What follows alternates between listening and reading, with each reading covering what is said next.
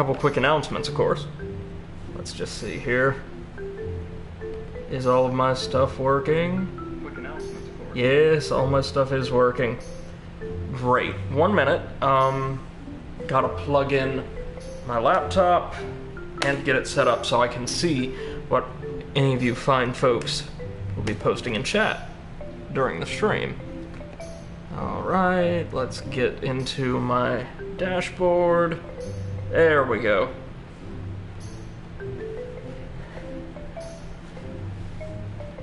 Let's get our little ottoman over here that I'm using in place of like actual tables or anything proper. One ottoman for the laptop, another ottoman for the microphone, and me sitting on the floor leaning up against my wonderful black leather couch. Now see, an intelligent person would be sitting on the couch and somehow create a little setup based around that position, but not me. Almost there, 1 second. Figured, especially for the folks watching VOD, it'll be better for me to just kind of talk, even if it's absent-mindedly to you guys, while I get set up, instead of just making you sit through a minute and a half of silence, or whatever. So, let's see.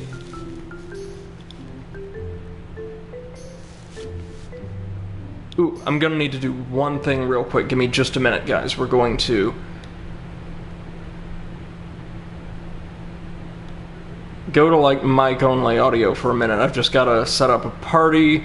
The way PS4 share works, the best way to get a solid game audio balance is to create a private party with only yourself in it, and then use the party audio slider to adjust the relative audio levels of speech and the game.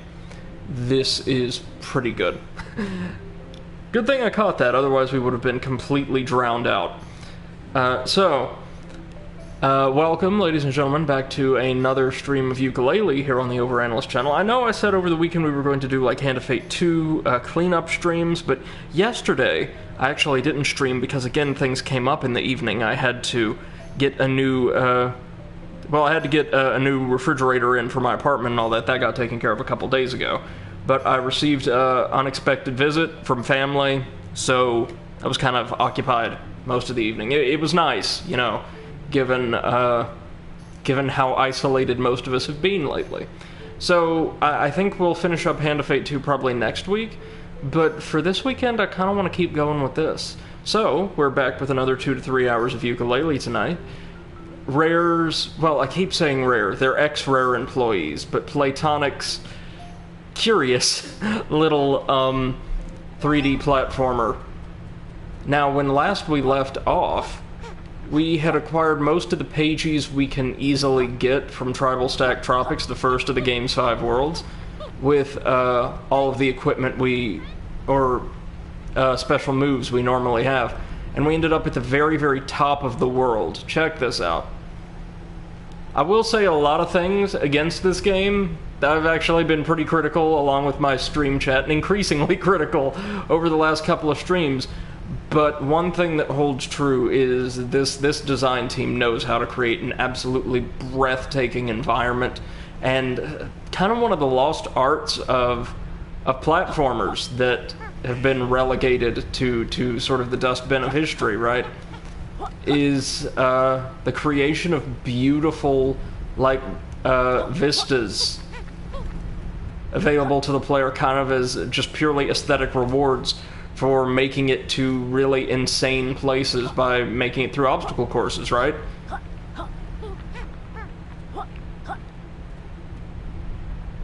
Yeah, check that out. Like, there's the boss fight arena for this world right down there. And I remember when we got over there, it was pretty high up off the ground compared to where we started down there. So yeah, really cool view you get up here.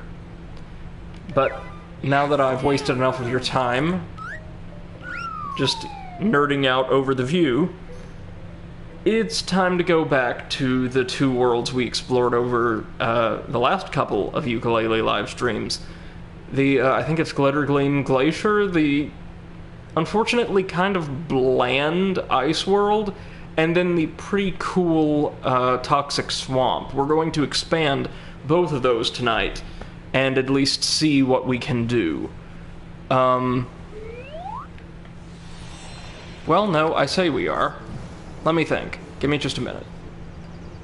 Actually, since we only have 2 worlds left, the game's 4th and 5th world, I think it would be better, and one of our viewers in stream chat has told me before that this would be the way to go, to access all of the worlds in their shorter form, so before we expand them and really open them up, just to get the special moves and get a feel for each level and see what can be done.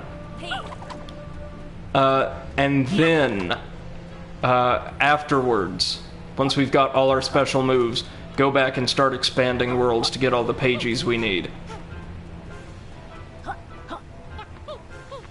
And I'm generally, like, tempted to take that advice. We've got 2 pretty cool worlds left, the only 2 I've not been to yet, either in this or the first partial playthrough I did of the game. One is casino-themed, and I absolutely adore me some glitzy, glamorous Vegas-inspired stages in my platformers. Thinking like Sonic, Ape Escape 2 had a really good one. I think Ape Escape 3 did as well. Oh, what others are there? Have there been any in the Mario series? I don't know, but anytime I see anything with that really kind of garish Vegas style in a game, I absolutely love it. So we've got the casino, and then we've got a space-themed stage. Now we can use that new grappling ability to navigate this area way more easily. As you can see, there's both of them right this way. I think we're going to have to put up with another of Dr. Quack's quizzes first, though. So let's go ahead and get that out the way.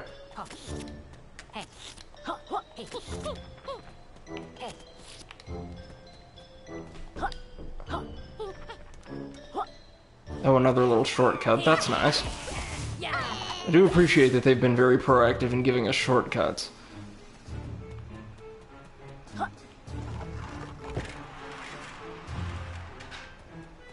Very nice. It's gonna save us a lot of time in future. Let's head on into the pipeworks.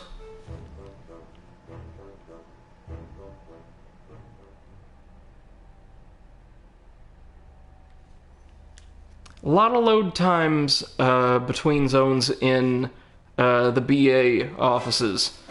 But, oh. Yep, it's quiz time.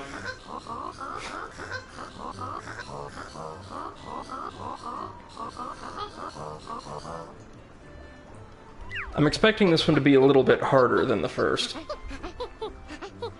Especially since we didn't explore the last 2 worlds quite as thoroughly as we did the first when we, like, first poked around in it.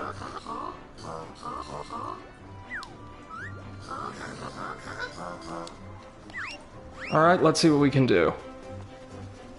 If we answer quickly enough, we get to move ahead 2 spaces at a time.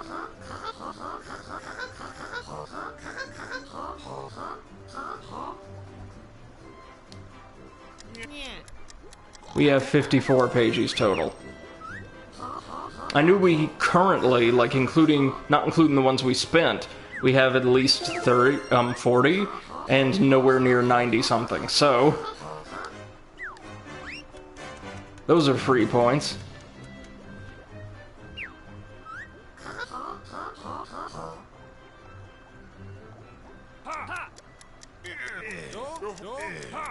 Three? Yeah, no, he kind of wobbles because he's missing a wheel, I believe.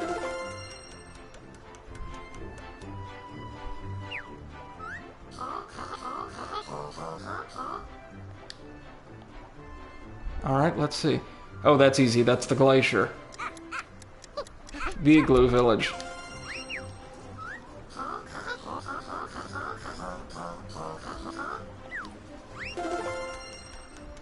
Okay, this isn't too bad so far.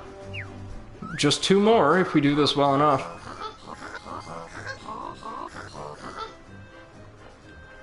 Oh, the stupid hat. That was, Wally. Yeah. The one with the incredible harmonica-like voice. I remember him exclusively for that voice. It was incredible.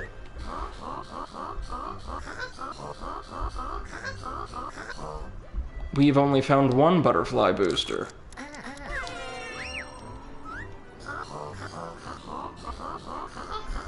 And there we go, that should be it. Yep, another perfect performance, right on. Oh, that's it for him? I thought there'd be 1 more before the boss, but alright. Or, the final boss, I should say.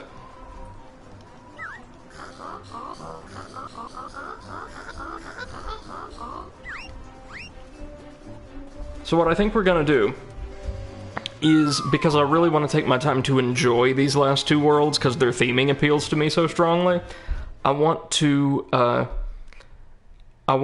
dive into them really quickly just to earn the special moves we need, then immediately head back to the first 3 worlds and kind of clean them up, so to speak. We'll expand worlds 2 and 3 and do all of their remaining objectives as best we can, before really tucking into these last 2. Oh, we're outside. That's interesting.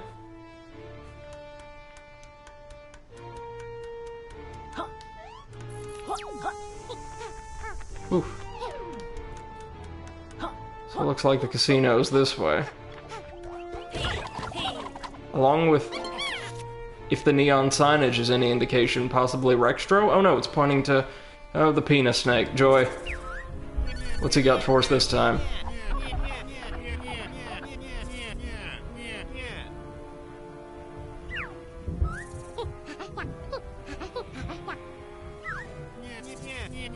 Oh, is this going to be the invisibility move we'll need to get past those sentry bots and cameras?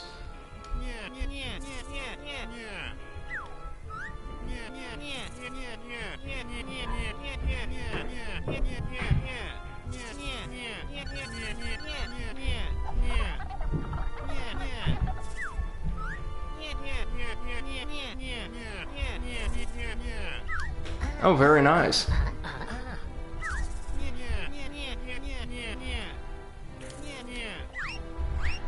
So obviously we're going to need to use it to get past the security cameras and into the... Ooh, but it drains your power quickly.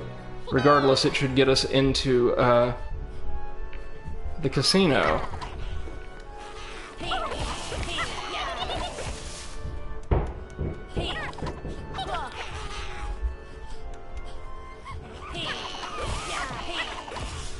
Ooh, I dig this already. We've got giant dice and chips everywhere.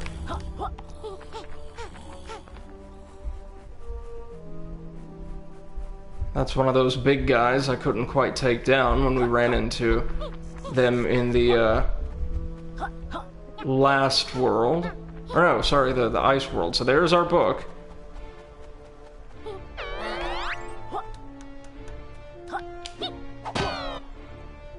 Good. That did it. And it looks like the security camera no longer functions as a result. Right on. Really dig the pattern on the carpeting. Yeah, this is gonna be my kind of world, I can already tell.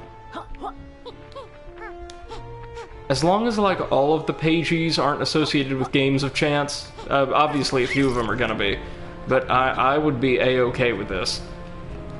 Let's dive on in and get some new special moves, shall we? Just 10. That's no problem. Capital Casino. Let's do it. Real quick, how many? We've got 150 quills, give or take. That should be enough to give us a couple special moves.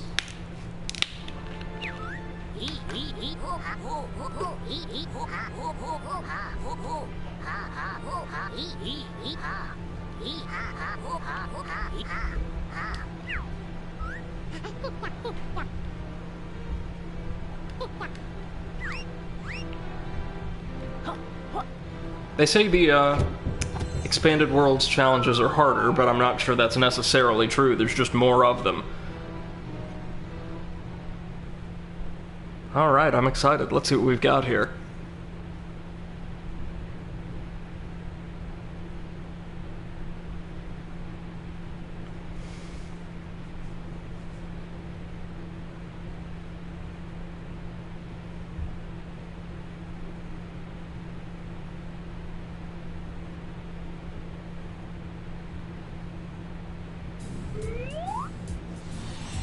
Ooh, nice.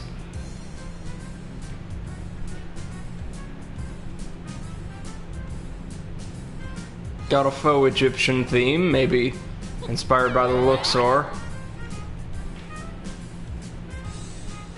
That one looks like security absolutely everywhere, but man, this place is massive. Well, there's our buddy Rextro. Let's hurry up and find Trouser really quick. Oh, it's another one of the knights. Oh! The corplets are little playing card and chip demons in this world. I love it.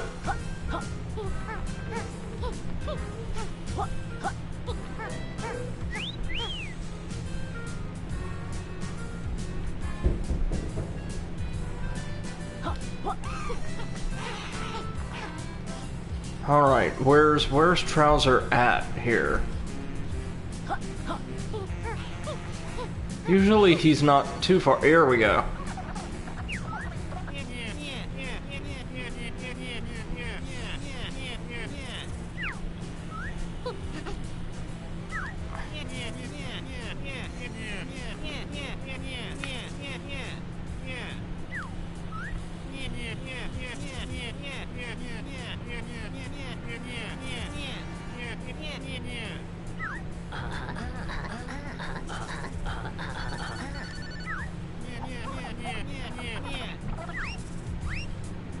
Alright, what new moves do we have access to here? Oh, just the one. The Reptile Rush. Spin dash, just like Trouser. Okay. That'll be pretty useful, I guess.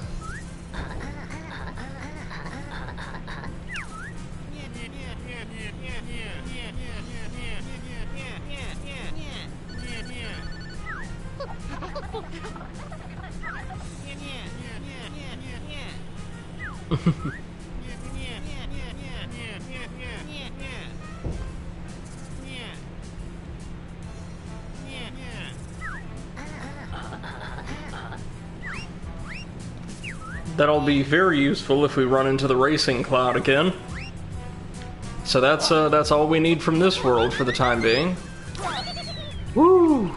Check that out. Very nice. Well, I can't wait to come back and explore this swanky place in a little more detail. But next, we've got to hoof it on over to the intergalactic stage to unlock it and its special moves. Then, once we finally got everything, or most everything, we can go back to those earlier courses and start cleaning house.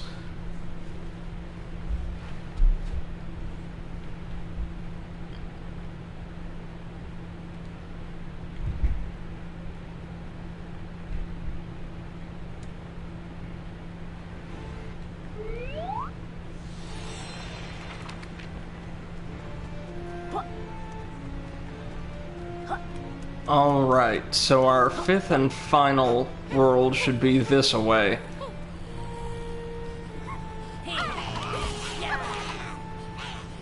And BA's got some serious development going on in this area, don't they? I take it that's going to be our final boss arena, maybe? Or the way to it, at any rate. Because that appears to be where all the fiction, the stolen fiction, is flying into. I'll have to be sure to thoroughly explore this area. Ouch. Thoroughly explore this area for, pages later on. Alright.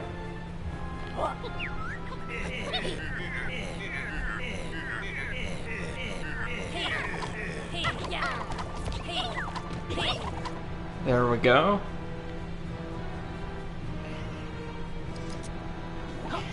Oh, it's the little security drones again. What's over here, real quick?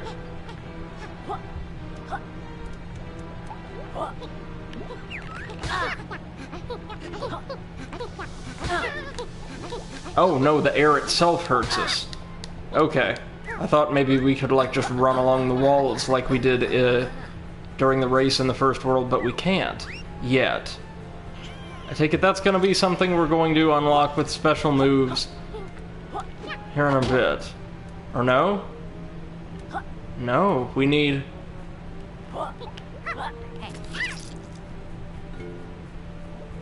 some kind of way to endure an entirely toxic environment. I think. Yeah.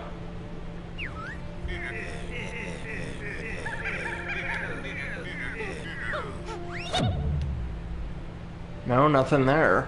Alright.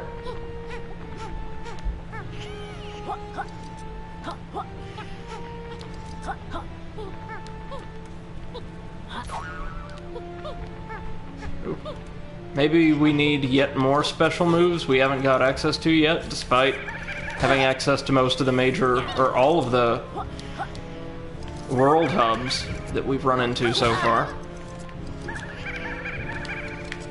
Oh, these bees don't stay stunned long at all. Man. There we go.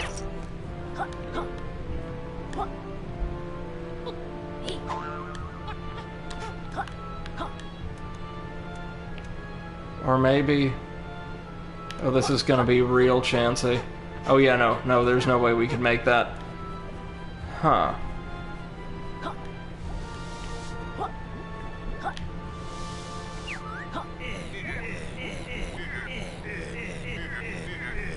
Am I missing something? Maybe. Maybe Trouser offers more special moves once we expand worlds. That's what I'm thinking.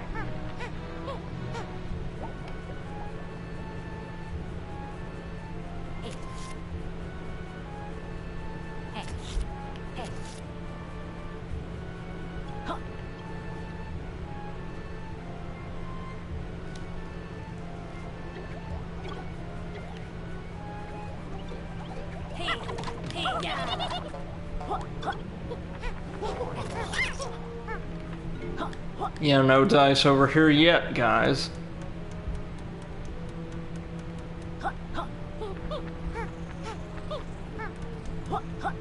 But at least now, with our new ability, or new abilities, I should say, we can head on back to the first world and hopefully claim all or most of its remaining pages, then immediately head on over to the second and third and get scores of pages from them.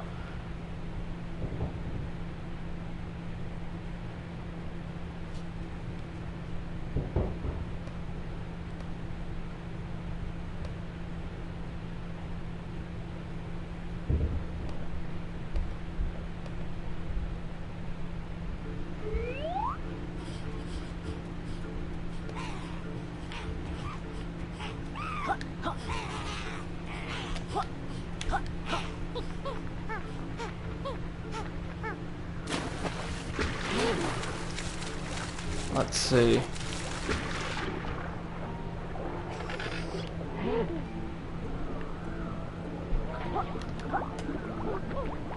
Now where is that little shortcut once again?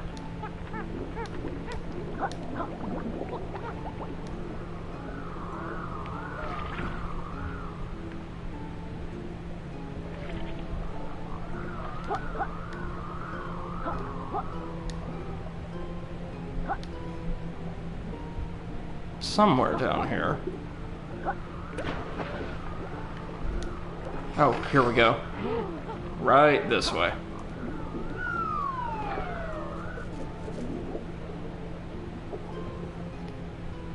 Now, I know there's at least one, but maybe two spots in the first world where we're going to need to use invisibility to get around security cameras, and then grab some pretty easy pages. And I've not ever expanded, I think. Not in my original playthrough that made it only as far as the second world, and not in this one, actually expanded the glacier. So I'm curious to see what all we get access to then. That world, of the three we've seen at length so far, seems to be kind of the most kind of bland and barren, so I'm hoping they do something interesting with it.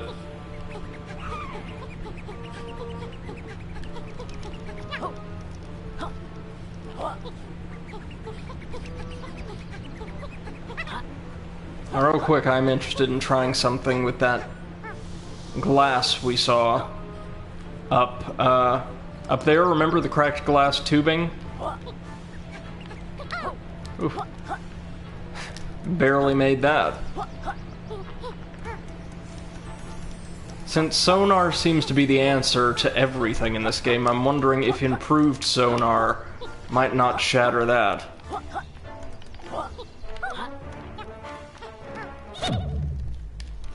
Amazingly, it does not.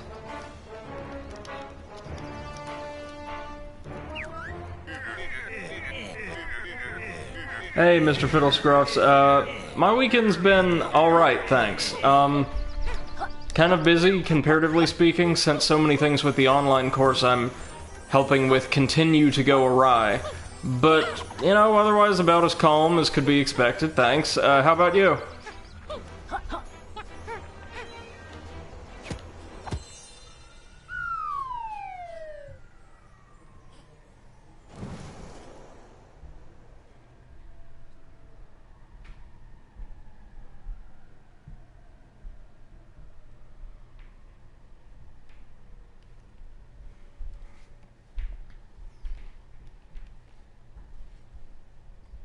Yeah, okay, the more I see of them, I understand this game's load times are kind of a bit much, especially for this console generation. So boring you literally don't even remember the last 5 hours. Well, these streams will not change that, I'm sorry to say. Oh wait, hold on. I heard a secret.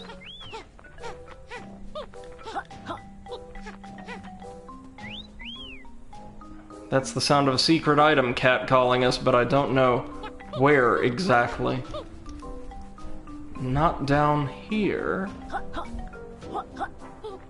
Must have to go a bit higher up.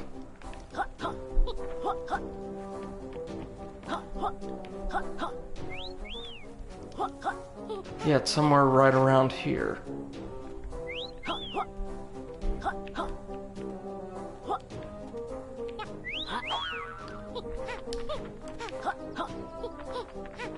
It's gotta be something on top of that arch, maybe? We'll get there. Mr. Fiddlescruff says you're gonna take one of these corners and see the Macho Man brandishing a knife challenging you to a fight. Look, if I did, if that was actually a thing included in this game, it would be immediately and completely redeemed in my eyes. That would make it one of the greatest games of all time.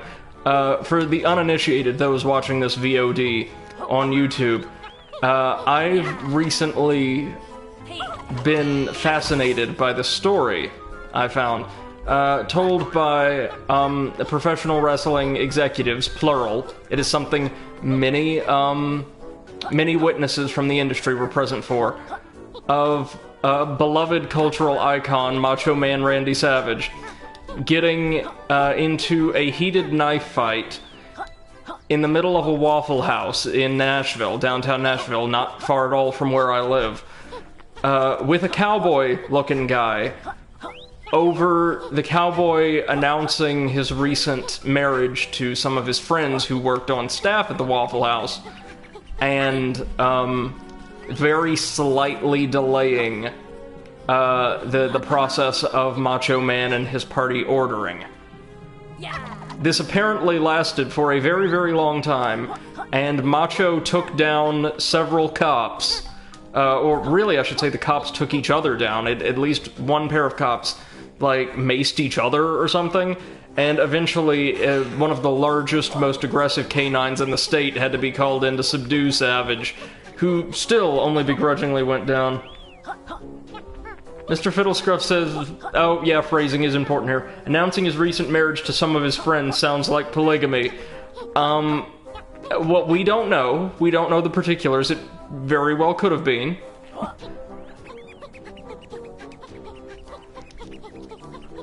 All I know is the Macho Man getting into a midnight Waffle House knife fight with a man over a very joyous marriage proposal is one of the most ridiculously amusing and oddly wholesome stories of wanton violence I personally know.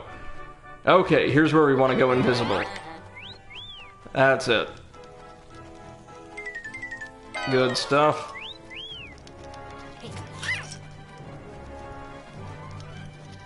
Oh, where on earth is that secret that it keeps blipping me about?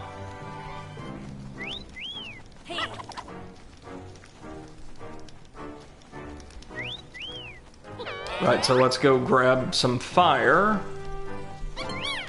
from this plant.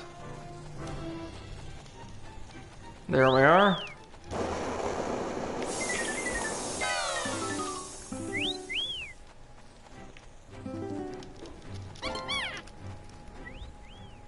Ooh. That isn't all ice. No, that is solid stone, so we're going to need some of those weird, explosive cannonball fruit thingies. Which should be down here.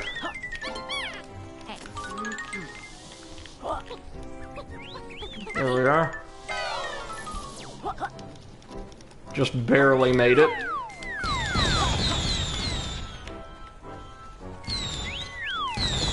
Now as we unleash hell on this little passage... Oh god, there was one right behind the wall. Oh god, no. Stop. Stop. So we're going to need more cannon fruit.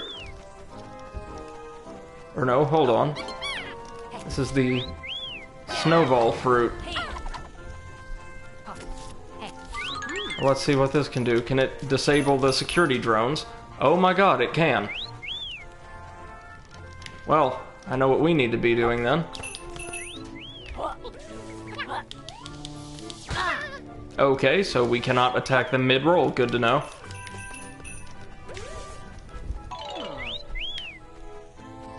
Well, that's cleared the path a little bit for us.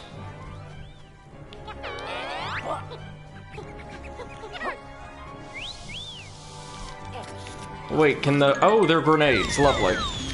Well, the grenade fruit can kill them too. I don't know what I'm worrying about then.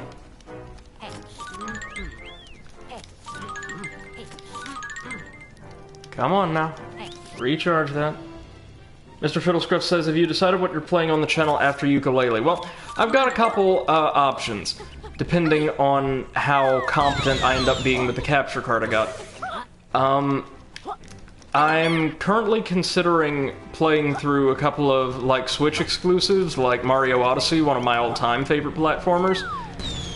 If I can get that to work on my Switch, but failing that, something I wanted to play for the channel at any rate, as well as one of my favorite platformers or favorite games of all time, is Double Fine's Psychonauts, which was released, God, like early 2000s, and has a cult following, crowdfunded a sequel that's planning on being released later this year. I don't know how severely COVID has affected the studio's production schedule. According to studio lead and video game auteur Tim Schafer, not significantly. So looking forward to that. It's a very cool, extremely character-driven little game where you play as a psychic child who can explore the mental worlds or the landscapes of the people he interacts with. So every single stage in the game, there's 10 or 11 I believe, is driven by and has a completely unique art style or aesthetic based on like that particular person's personality, their life, their secrets, something like that.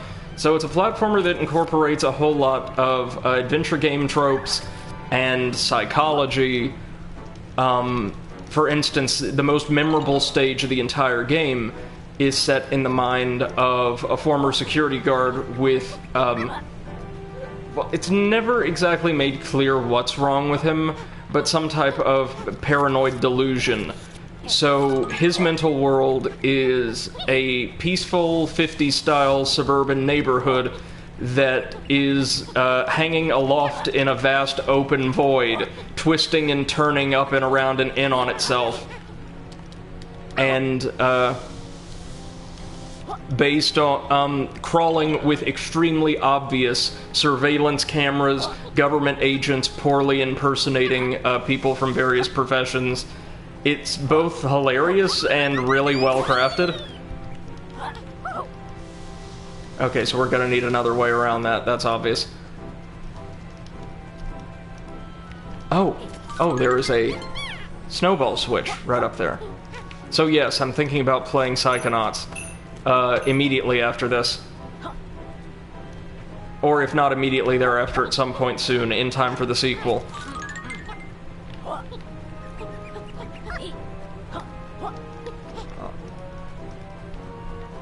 Now, of course, after Yooka-Laylee implies that Kartos isn't just going to kill me at some point.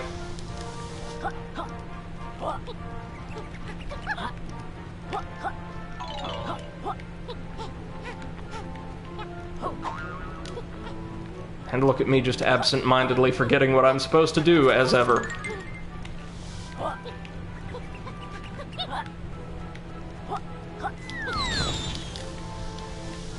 Good, we could destroy the stone from the other side of the barricade. That's lovely. Now, onward. There we go. And that should spit us out on the other side of the little temple.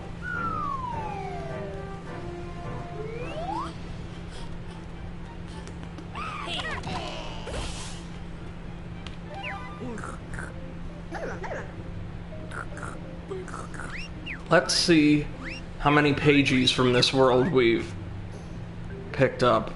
All but 2. That ain't bad. So that begs the question, then where, oh where are the others? Not a question that necessarily needs to be answered right away, of course, but I will need to know what we're missing out on. I'd say we've pretty well scoured the large central temple here, so maybe. I was expecting to do a mid-air attack and break that calamitous fall, but, well, if 2020's taught us anything, it's that expectations are not always borne out in reality. Alright. Going to do a little bit more exploration, and then failing any real productive developments, we're going to head on back to that kind of terrible ice world and expand it so we can get our hands on a brand new parcel of pages. Hello, terrible penis snake. Do you have anything new for us? Nope, didn't think so. Just checking.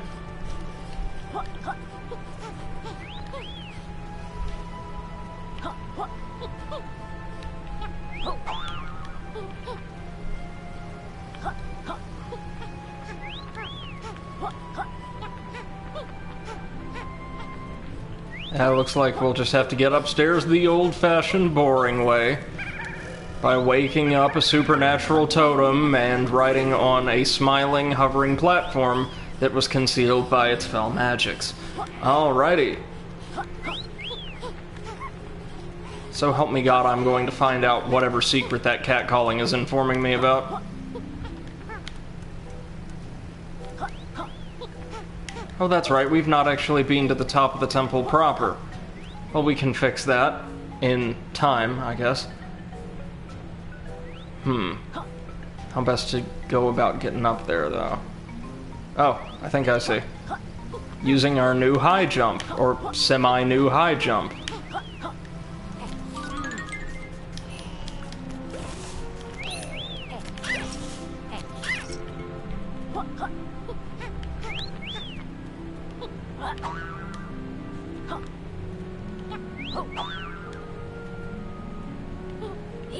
There we... Made it? Oh, it's the weird sign from the terrible glacier level. What's he got for us? The garbage men? What? He thought we were sculptors last time.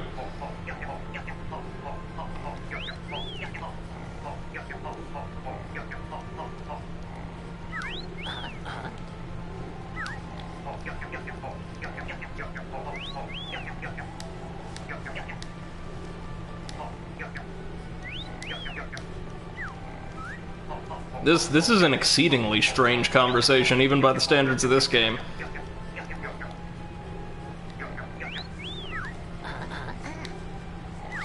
Okay, we just need to, just collect the pagey that's blowing about amongst all the paper.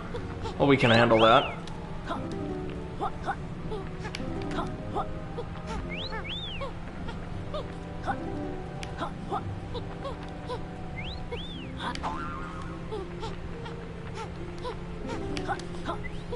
Let's see. How best to handle this now? Well, the pagey's at the very apex. So we're going to need to do some fairly creative platforming, methinks. Yes, right like that.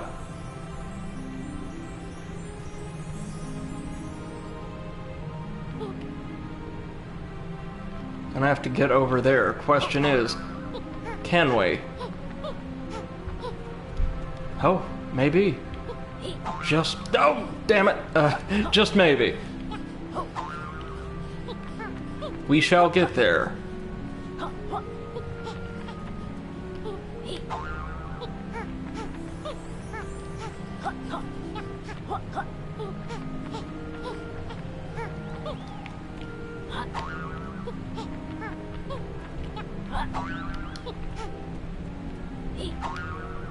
So we had the right idea.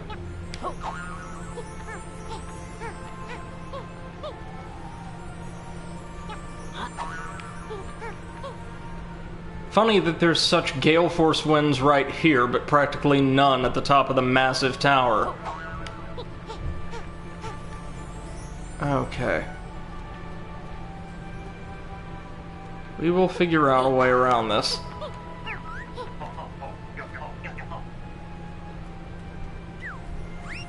Yes, thank you, giant sign. That's very helpful.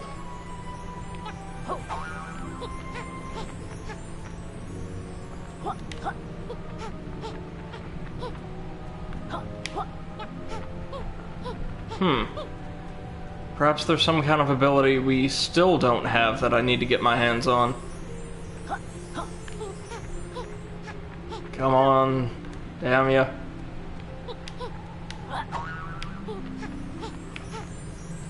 Is there some spot we just have to launch ourselves from? No, because we always get very close, but not quite close enough. Huh. Wait. Hold on. Idea.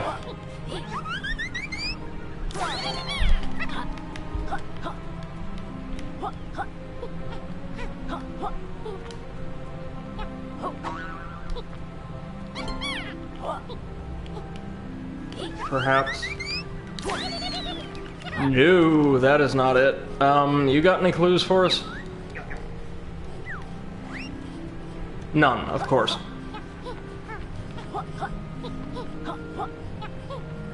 So given this updraft, we might actually need yet another little ability, which is a shame. But we can come back for it, of course.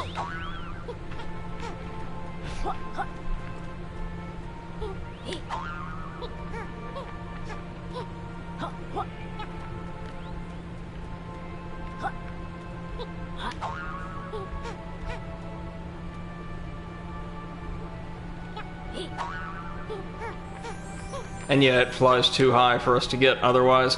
Okay.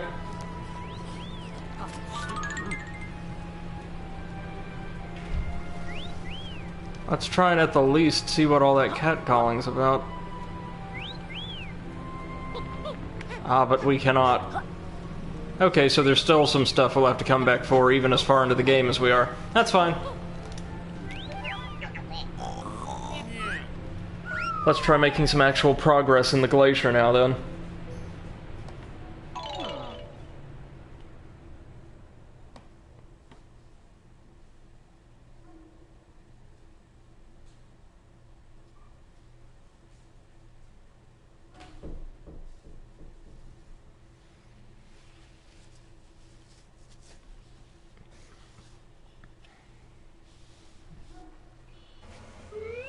Let's see.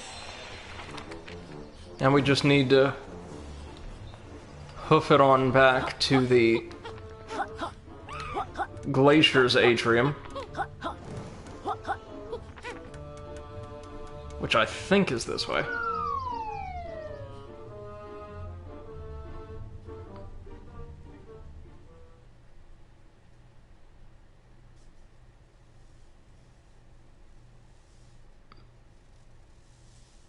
Yeah, okay, I'm sold now. The loading times in this game actually are a bit excessive with how frequently they crop up if you're not just doing a deep dive into one particular world. Which we're going to be doing for the rest of the night, though, so I mean that should mitigate things a bit.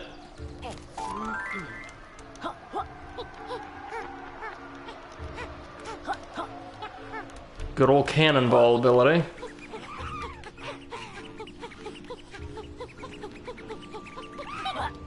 Alright, let's try expanding this sucker. Just 5 pages, no problem. Is that little goblin okay? What on earth? Alright, now let's hope this world got a lot of added flavor, because of the 3 we've explored, I'd say it was easily the blandest our first time around. Hopefully they'll have added some stuff, including the boss fight. We have not found this world's boss yet. We fought the World 1 boss that was pretty simple once I actually figured out how to work the little roll ability, and the World 3 boss against the weird Cockney Kraken in the sewage processing plant that was actually pretty well designed, I have to say. So far, boss is actually kind of a high point of this game, as they would be for most games in my case. But let's see what we've got here. Reptile World, that's the name of the rolling ability. Well, already I see new paths opening up.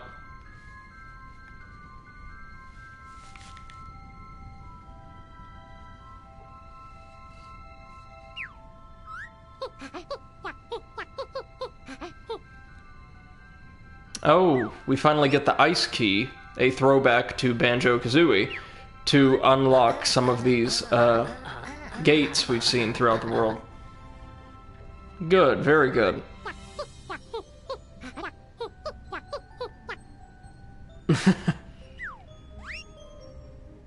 So I'm sure they'll open up some pretty sizable zones of exploration for us. But first things first, I think, I could be wrong, but we haven't been up here or into this cave before. Now, even though I'm not huge on this world as a whole, I have to say its visual and sound design are incredible. Just wish they had some better challenges for us. The music in particular is incredible. Oh, we're back in the Crystalline Cave. Okay. So we just hadn't been to that little overlook before. Alright. Just so I know real quick, how many of the pages here have we collected? 10. Okay.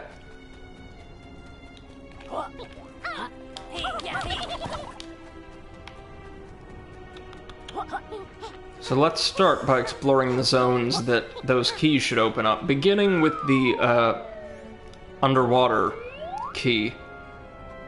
Oh, that's right, we can also explore the lake bed now using our little mucus bubble.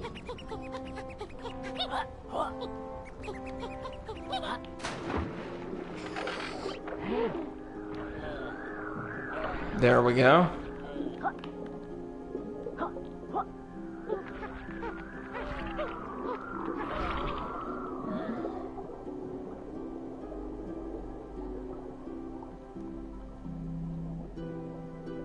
Anything of note down here? No, but before we get to the gate, I want to check out that little cavern entrance back here. I don't remember if we could actually do anything down there before.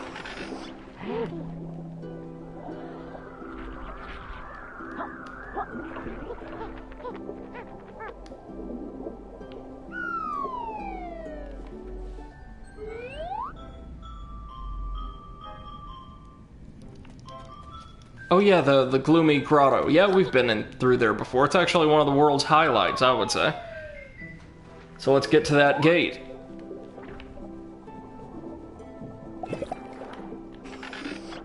Snot bubble away!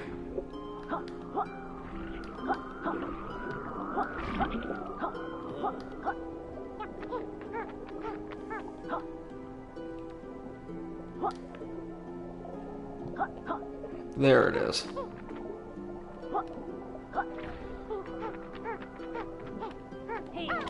Oh, we have to talk to it. Okay. Oh, we're not... This is one of the few things we're not talking to. Alright, it has a speech bubble.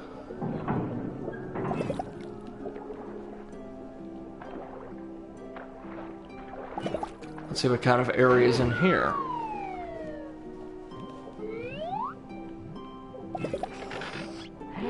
The Isometric Palace. Ha.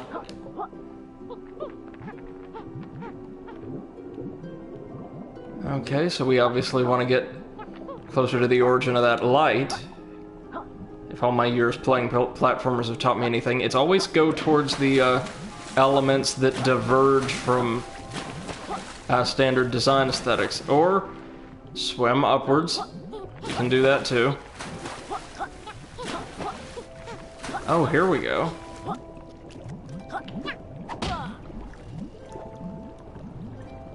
Ooh, a totem. Several totems. A ton of totems. Now in all those alcoves. And we have precious little time to hit them all.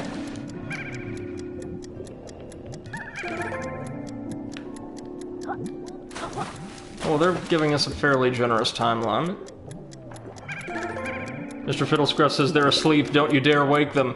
Well, one of the central mechanics of this game, well, the central mechanic of the game is, if you have problems, sonar. Like, just use the bat's little sonar, and everything is okay. Sonar trivializes combat, sonar destroys obstacles, and you have to use sonar specifically to wake up these totems, because they somehow control all kinds of devices across the worlds. Their design gives me a very, like, SpongeBob-like discount, indigenous Pacific, aesthetic. Well, that was easy. Okay, let's use our high jump to get... Oh, no. Invisible wall, you kidding me? Alright. Alright, no, that's fine, that's fine. Where do we go from here? Ah, we use our little spin dash move, totally not stolen from Sonic the Hedgehog, to break through the gate. Alright. This is a really cool area, I have to say. Mr. Fiddlescruff says you gotta sacrifice that bat in the torch flame. Oh, I wish... Oh, God, I was not expecting that. Okay. So, giant walls that just straight up friggin' kill you. Alright. Well, what on earth do you do about that? Yeah, okay, I think we're going to go around. I was not expecting that to be an instant death, but sheesh. Oh, Lord. Quickly. Okay, so now we're in sort of a spin dash tutorial zone. I gotcha. Kinda, sorta, not really.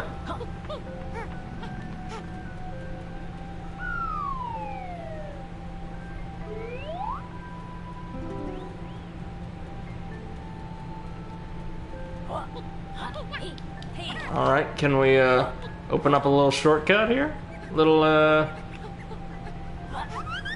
little short... Nope.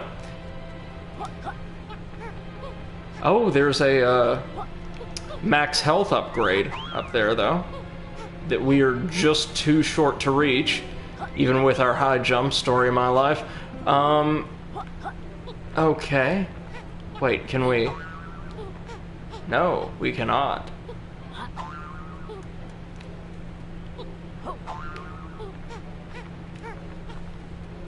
So we don't need anything from the terrifying refrigerator woman quite yet. So I'm thinking I'll explore this pathway up here first. Now I think, based off of very vague recollections of like gameplay trailers and the like I saw years and years ago, the boss is in here or in a similar environment. Oh! Scores of Rextro 60 Forest tokens down there. Gonna have to keep that in mind. Oh, how beautiful. This area is bathed in sunlight. Wow. Look at that. This game can actually be quite impressive when it wants to be.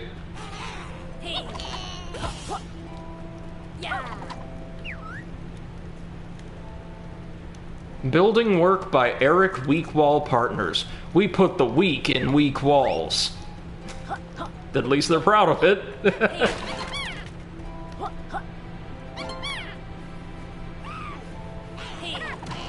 Wait a minute, I know what we need to do.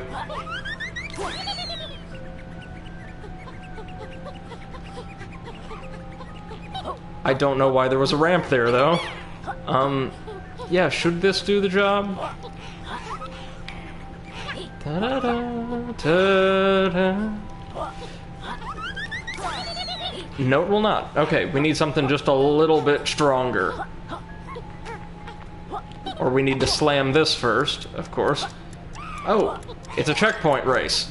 Gotcha, I can do those. Barely.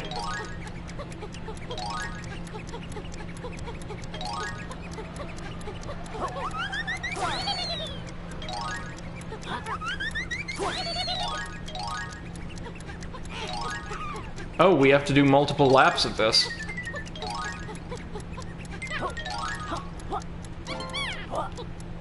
Alright, don't know if we'll get this the first try, but it's an interesting little challenge nonetheless.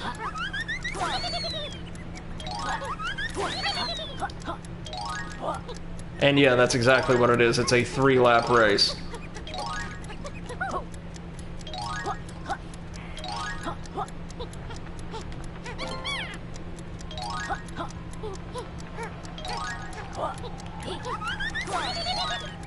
Oh, just...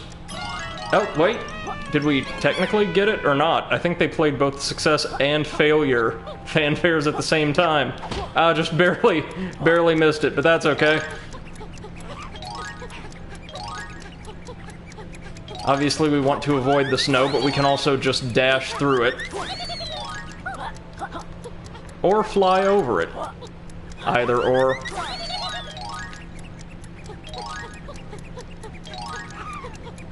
Or, now that I'm thinking about it, just jump over it.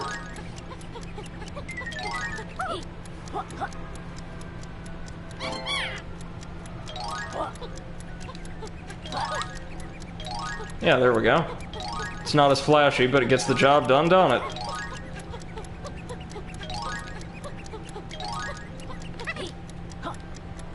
Well, I say it gets the job done as I bound about aimlessly. Oh yeah, this should be it. There we go. And this should give us access to the grenade fruit, I would assume, to get rid of the wall. Yep. What a blast.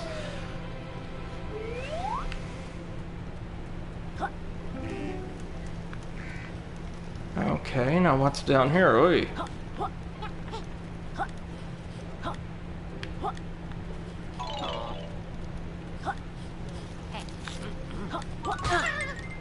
Okay, so we can't even vault over the brambles. Alright, but we can still melt this from the other side, I hope. Mr. Fiddlescruff says, surprise, you won access to hell. That's no surprise. let's see if we can't... There we go. Water.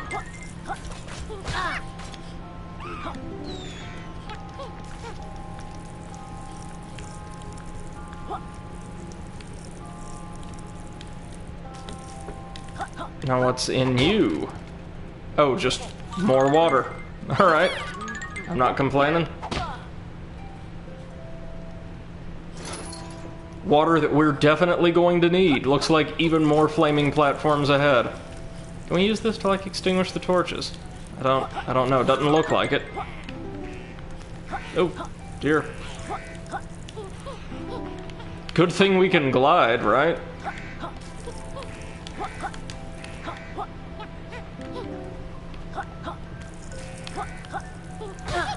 Nope, nope, nope, no, no, no, no, no. Oh, that was not supposed to happen. Obviously.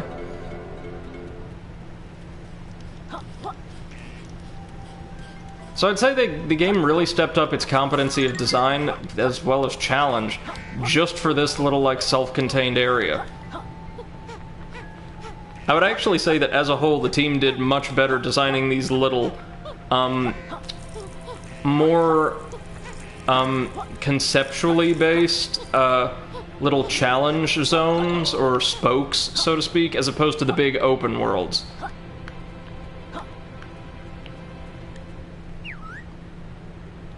Decor by Edward Solstice Painters, Limited. We'll plaster your palace. I honestly don't know if that was meant to be suggestive, given the rest of the way the rest of the game is written. Oh, it's a sentient furnace. Bernie the furnace.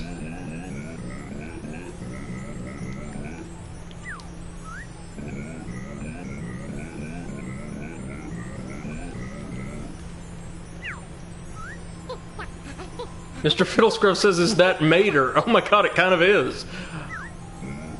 Yeah, that's more or less the same design, except like he's been fitted with a muzzle. Never been this cold before, dude. Entire sections of this palace are on fire. Also, it looks like entire sections of the palace are made of ice, so turning on the furnace is probably not a great idea.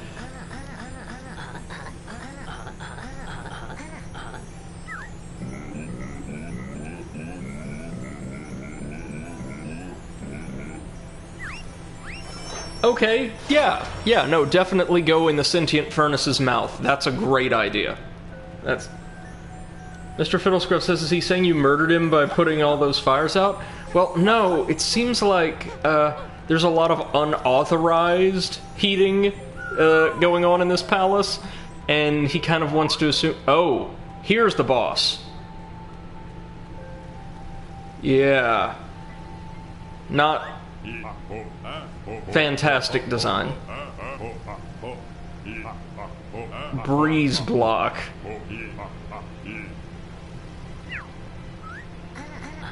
Also, why is the interior of the boiler just made of the same exact, like, snow and ice material? Like packed, snow that the rest of the, palace is? That's weird. It's very weird.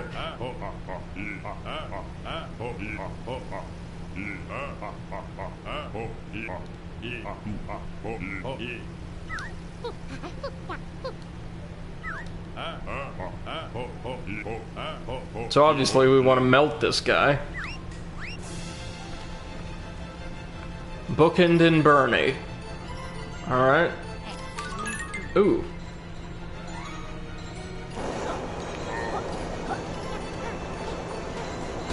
Oh, so he can still attack us, even as we're lighting him up. Oh, wait, no. We can light some torches, though.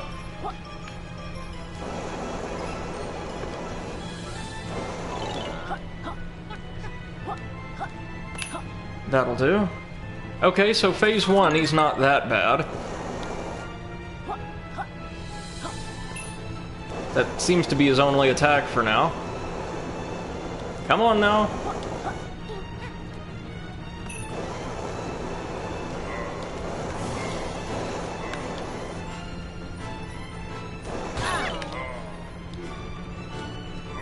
So hold on, I think we need to... Ouch. Light them all up.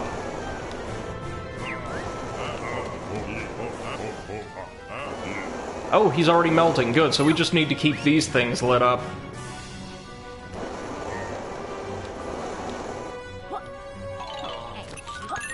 Okay, so now he's, like, burst-firing snowballs.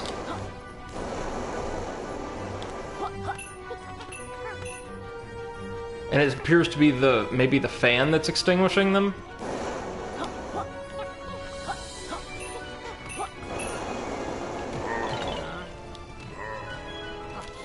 Okay, this isn't quite as tough as the Kraken, or indeed the first boss, yet. I'm sure he might change things up for the final phase.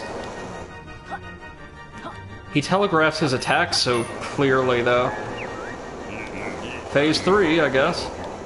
Oh, and he is shrinking dramatically.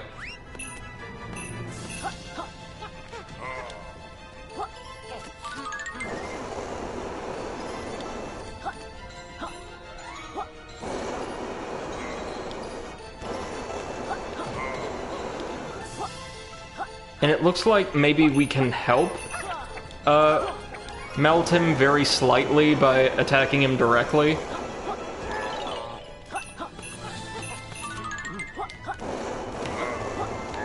Or no, we're melting him too. It just takes a while. How on earth was the boiler so bad at its job that it managed to allow ice-based life to propagate within itself?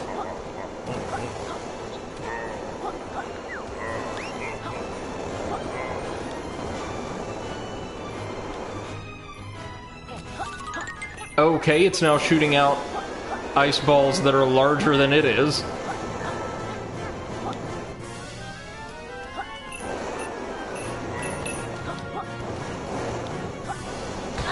Oh! It actually dealt contact damage.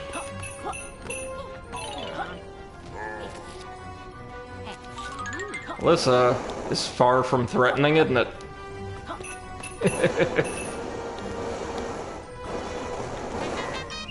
Oh, there we go. We earned the knocking down walls trophy and should get a pagey or two. Mr. Fiddlescruff says just wait until he's the size of one single ice cube, then he really speeds up. He kind of did, but he actually, his horizontal movement wasn't any faster, I don't think. Okay, his dialogue's actually pretty great. Kudos to the writing team. Mr. Fiddlescruff also said, I said that as a joke, not knowing he would get this small, so never mind. Yeah, I was actually kind of expecting him to gradually shrink into maybe 3 distinct sizes, like from one to the next, but no, we very gradually melted him down. And Mr. Fiddlescruff says that's actually a hilarious fight. It is. I'm kind of looking forward to the World 4 boss fight, which is just a defunct, so meaning original, Microsoft Kinect. Like, there's no commentary attached, it's just the Kinect, so it's horrible and doesn't work. And that's the entire boss fight, and I believe, if memory serves me right, from, like, old gameplay videos I watched when the game first came out, we have to fight it on Cardos. There are 5 worlds total. We have currently seen 4 of them, and can't access the 5th quite yet.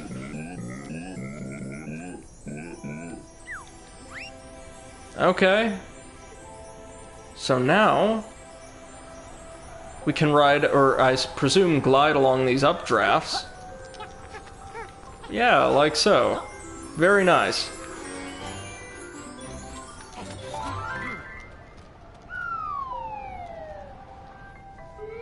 Now I want to explore the rest of this palace, because we've barely made a dent in...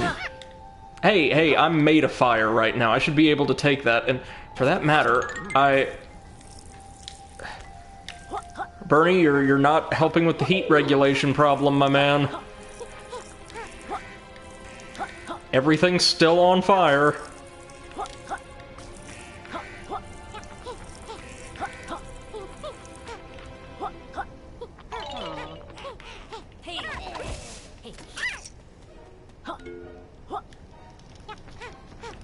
There we are.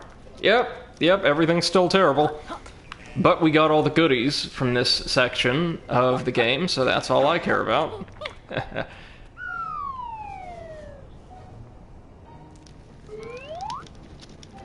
Hard to believe all of this is down basically in the world's sewer.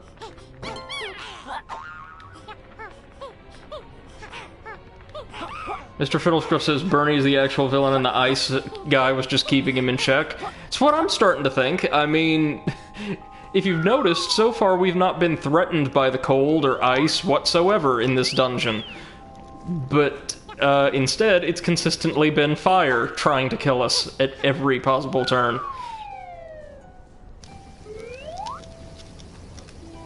Gotta find some way to get down to Rextro's tokens.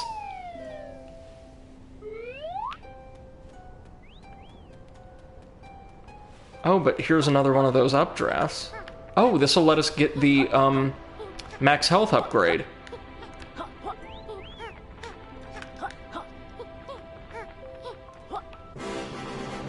Alright. Credit to Bernie for, like, helping out.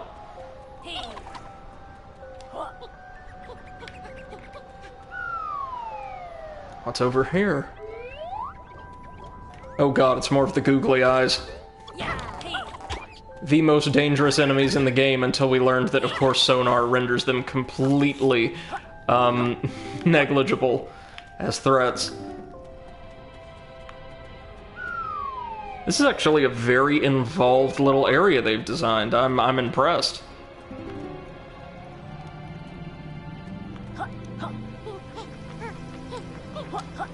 Whew. It's an absolute death trap, but a very, very well-designed death trap. Oh, more totems. Or an additional totem, rather. Oh! Okay, we're going to need some kind of weapon. We've got ice balls. If we could eat them properly, there we go. Oh, and we actually can't go into first-person mode. Ah, because it's the isometric, like, old-school dungeon, I suppose.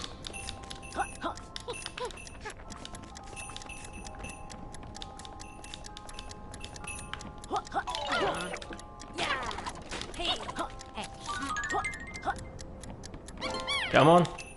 Let's get back up in range in time. There you go. Very good. Very good.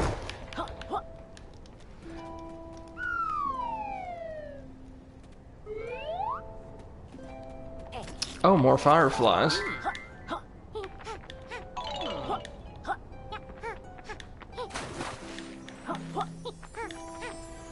What do we need to find for you, buddy?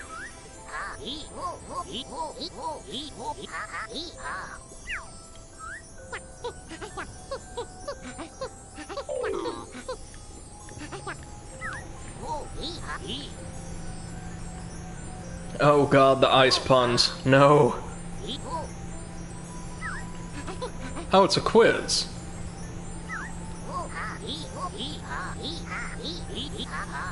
Okay. Yeah, sure. We'll give it a try.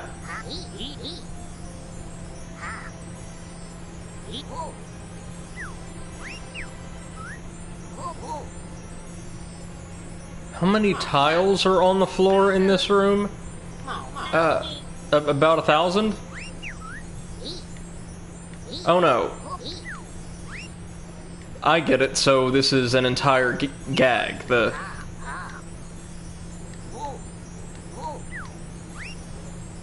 So it's going to be about 3,555. Which of the following are not in the room? Trouser shorts. Because Trouser isn't here, thankfully. How many floating barrels are in the room? 5? Yeah, that looked about right. Torches and crates equal 7. No, that was wrong. Okay, we'll have to take a look around. Mr. Fiddlescruff says if you fail the quiz, they take your bachelor's degree away. Like hell. I was trained to assess public policy, political systems, and contemporary political and social ideologies, not count objects numbering in the single digits, okay? That was for math majors and folks in the hard sciences. So I'm seeing 3 little grates or drains at the bottom of the... Sorry, take that back. 5. How many torches? A single torch is what I'm seeing. And 1, 2, 3 crates. Or thereabouts. Got a bunch of barrels. We already know that there are 5 floating barrels in what appear to be 1, 2, 3, 4, maybe 4 chests? 5 counting the one the pagey's in. So we'll give this another try. Dude, you're being held captive in this palace. Why do you want us to answer quiz questions? Torches and crates.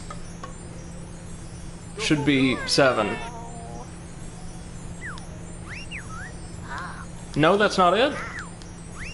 Oh, maybe they're counting the chests within the crate subsection. Okay.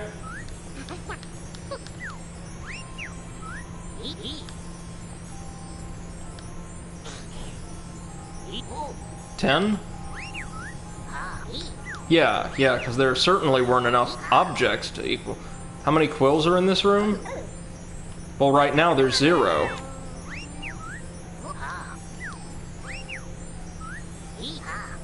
How many entrances are there to this room? Just the one?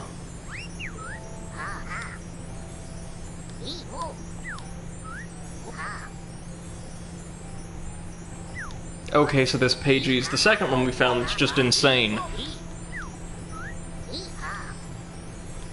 Great. We won Mega Quiz. Good deal.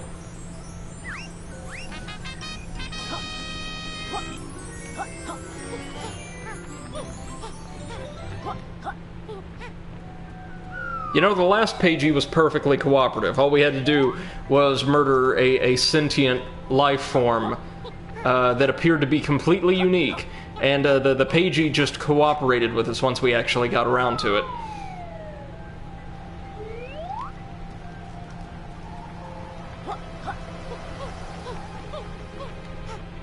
Ah, yet another new path. We're getting loads of quills, so I really can't complain. Oh, it's... yeah, okay, it's this area.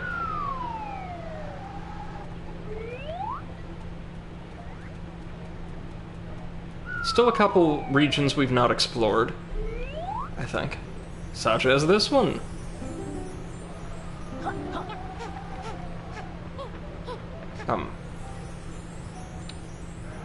Oh, there's a pagey. So what we want to do is find a way of getting it over to the grid. Or the grill, sorry. To do that, we're going to need to smash a whole bunch of these blocks. If only we had the requisite materials around him. Wait, can Sonar Blast do the job? No. It's one of the few things Sonar Blast cannot do.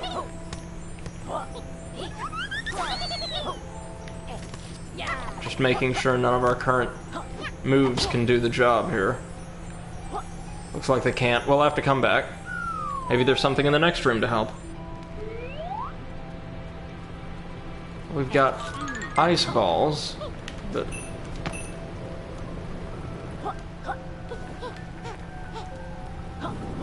oh, I've had enough of you guys after the recent Cardos challenge.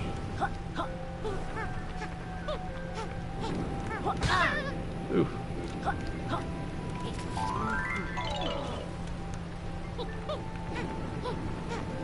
god, no.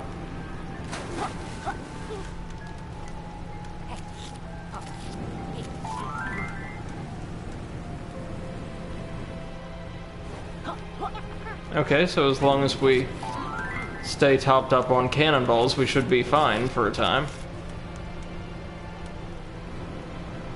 Going to be flaming obstacles next, I presume.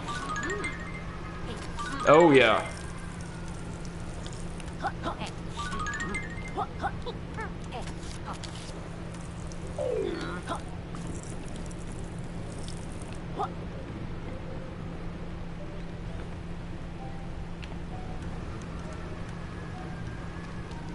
Gotta be a pagey at the bottom of all this, I would imagine.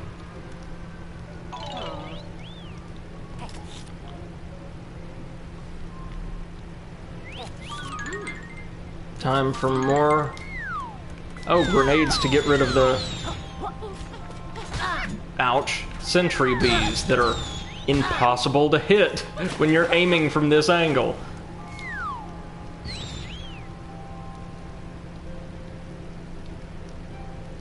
And it just keeps going. Oh, straight into the ground for... Okay.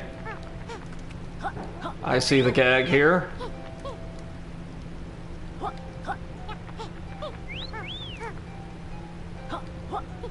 Wow, they really wanted to kill you with these, didn't they?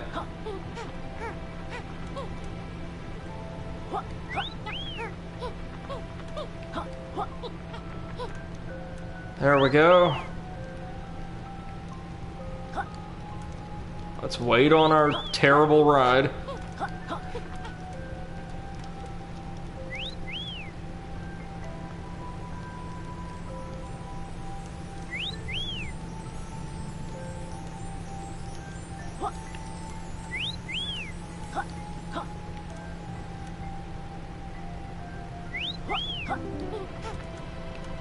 Oh, hold on, let's go get our pagey before anything else, like tracking down that secret.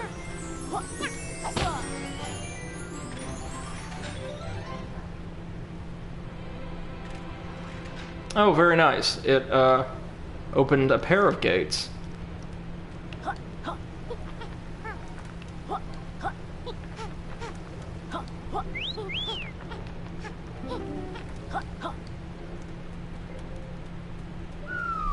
So what's here first? We'll check this one out.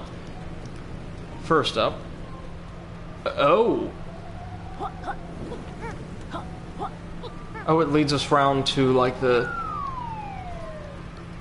Looks like the back end of the same challenge.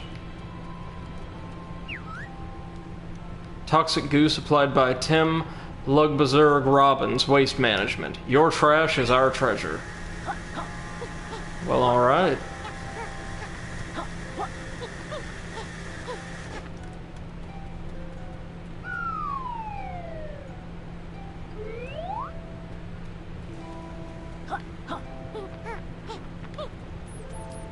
Oh, this looks interesting. So, some kind of rotating platform with, oh, all the different types of, oh, it's a checkpoint race, of course it is. So we'll need to use cannonball first. Then fire. Then fire, there we go.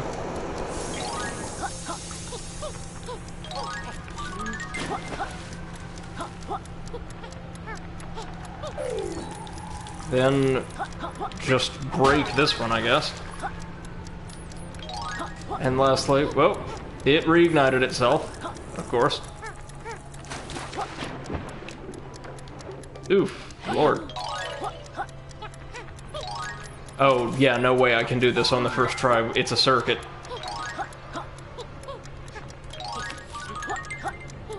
The circuit one has to run, I would imagine, twice.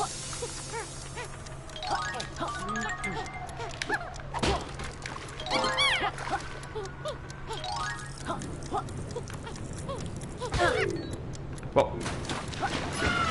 Okay, aiming some of these things is an infuriating experience. But let's try again. Should get it this time, provided the fire doesn't kill us.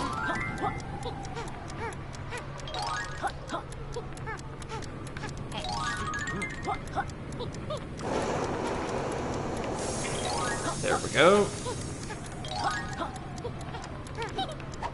Now the crate.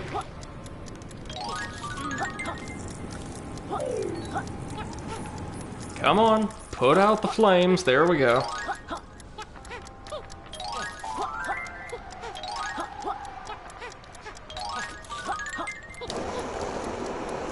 We're moving way more efficiently this time around. Now that we actually know what we're doing. Getting the health just in case. Nope, nope, nope, nope.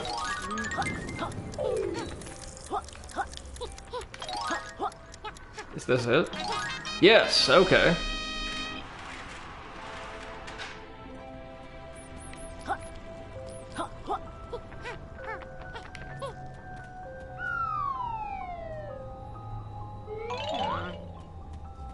Oh, and here we'll need to use our invisibility. So this area really does take just about all the abilities you've unlocked throughout the game. I like that. I do.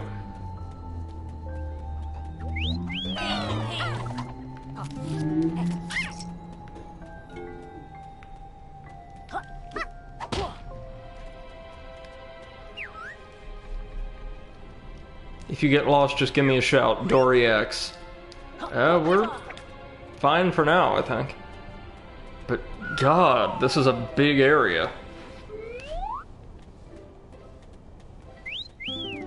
So 2 snowflakes. I take it these are going to be how we navigate this zone. MC2M, hey, how's it going, man?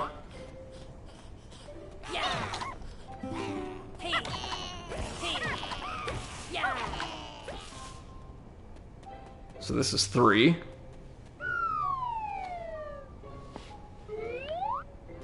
And back to 1. Okay, good.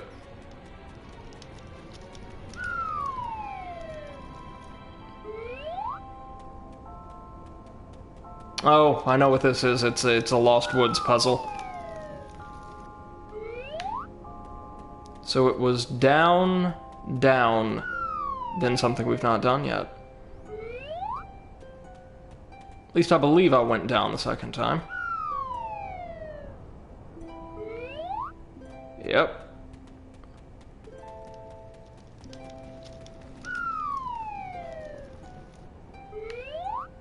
These kinds of puzzles are always trial and error, but that doesn't necessarily mean they're terrible or anything.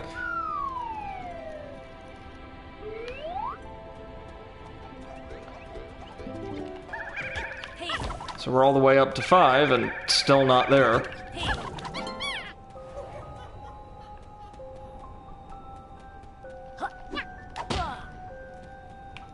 Let's see. So it's going to be, yeah, down, down, forward, up. And then we'll need to figure it out.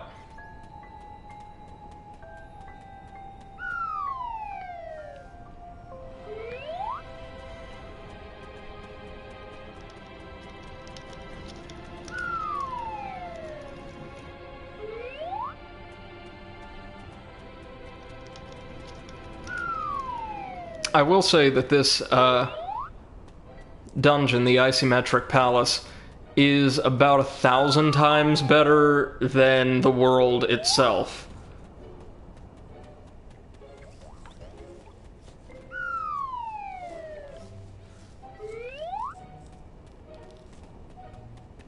Not that it doesn't have its hang-ups as well, but the glacier is pretty bland. Okay, so the enemies respawn, as do the butterflies, so that's something. 4... up... forward, I think, was the one I've not used.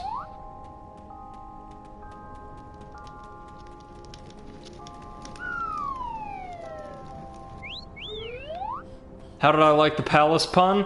It's nice. It's one of the better puns this world in particular is used.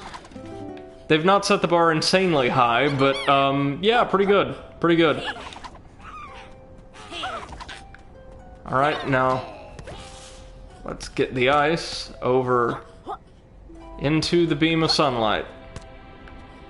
Gently, gently. That's it. That's it. Good. Good.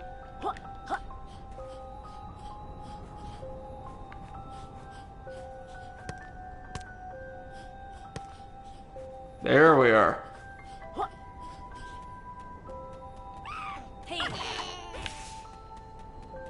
Now what do you need?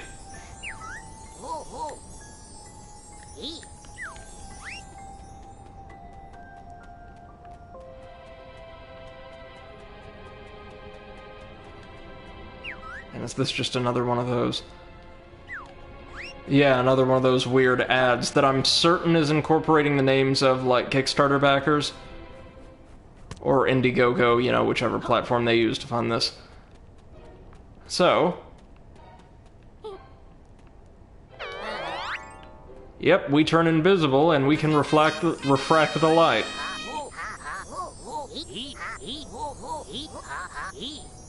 Oh, but we do have the tech. We, went really quickly to collect our abilities from Capital Casino.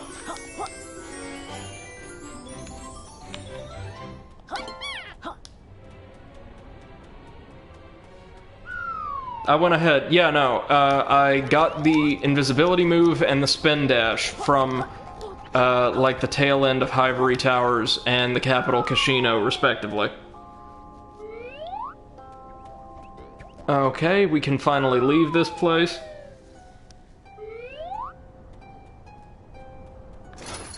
Now we still need to find a way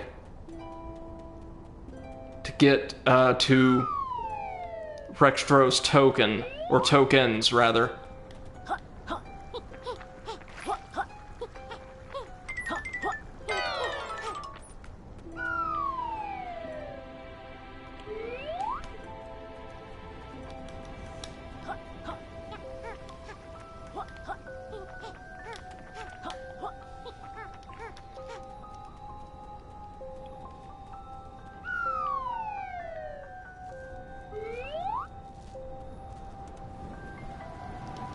It is very interesting that it looks like, at least based off of my experience with the first couple of worlds, the ways in which each world changes vary greatly. Like in the case of the first world, we just got a lot more of explorable area. The literal overworld was just expanded kind of with that central tower and the heights.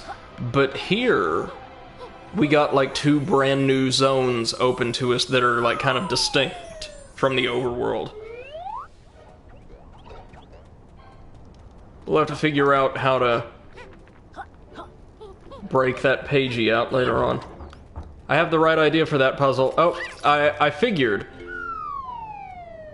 Well, there's one thing I can try. And if that doesn't work...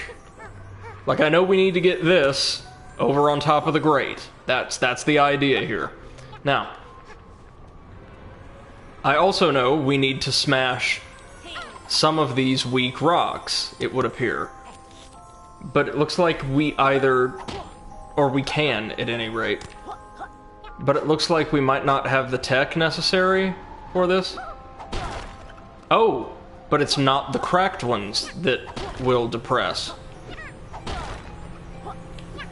It's the other way around, which is weird, right? You'd think it would be the ones that are shattered or splintered. But, okay.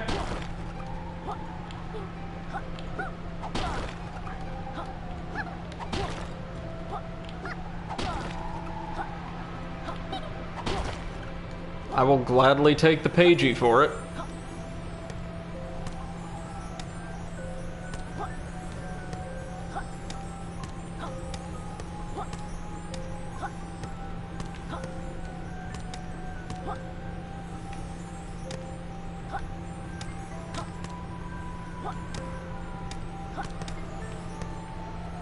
There we are.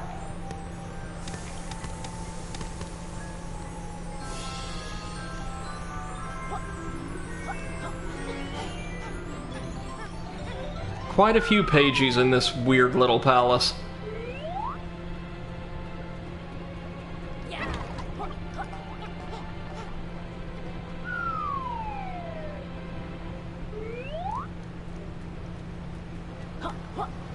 Oh no, we've already been this way. And the only thing in that direction was, I think, the weird little quiz.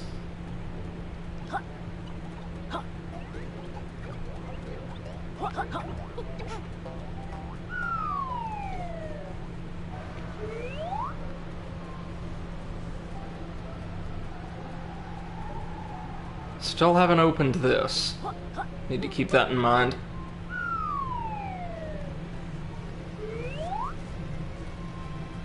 Just a minute. It's alright.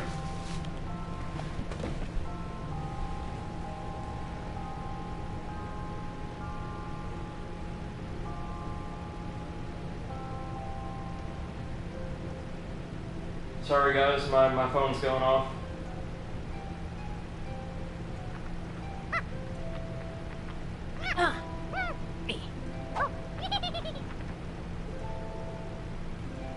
Alright.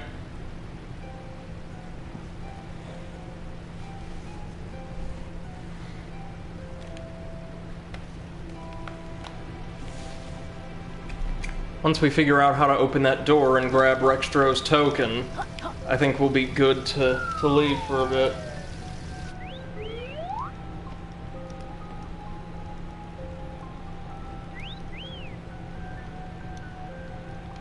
There we are.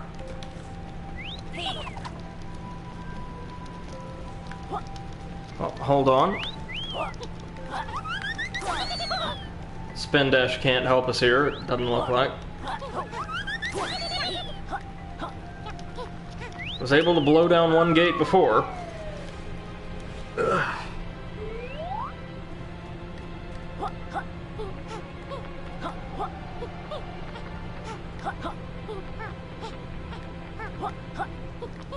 Let's explore everything down this path once again. Oh no, no, no, I know where this is. We've already done everything down here.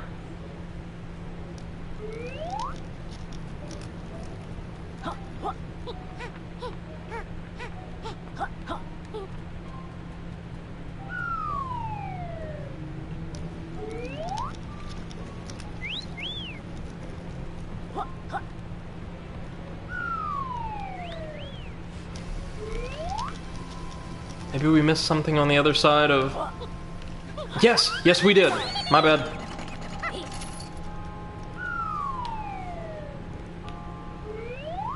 We missed several things. Oh, for instance, him! How's it going, buddy? Oh, and they just decided my ass was sailing right on out of the arcade.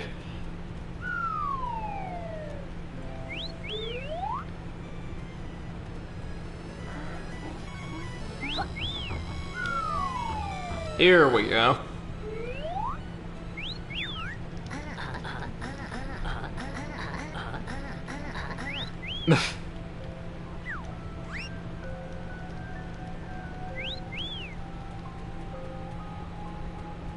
Okay, now is there any way to choose...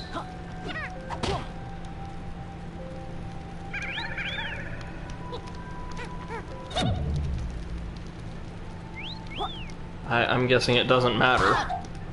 Oh, no. They will indeed hurt you. Let's go talk to Rextro. Maybe he can help us out here.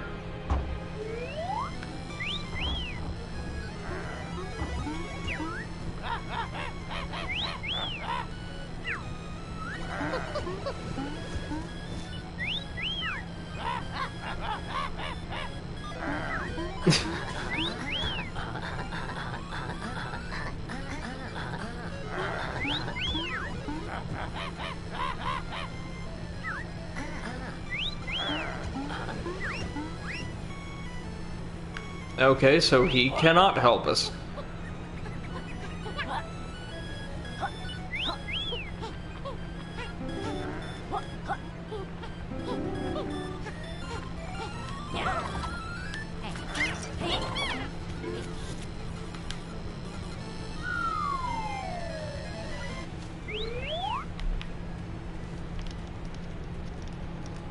Alright.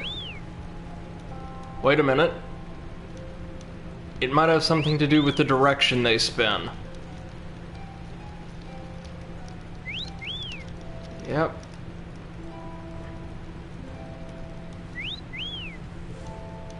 So I'm seeing this one spins counterclockwise, and all the rest of them appear to be spinning clockwise.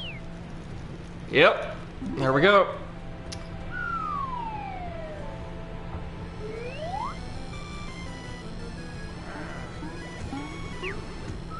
Alright, we're ready. Let's see what he's got in store for us this time. I like the first two Rextro games, so I'm kind of excited for this one.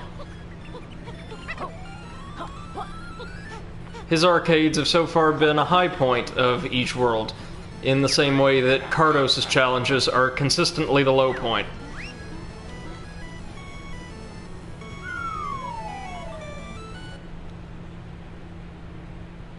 Speaking of, if players like Quills and Corplet battles, then this is definitely Arena Brawler for you. Grab Quills and just attack. Okay. Glaciators. Sounds kind of interesting.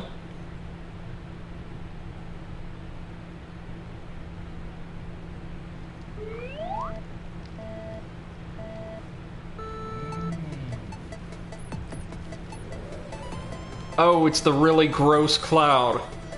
Glad to see he's still getting work.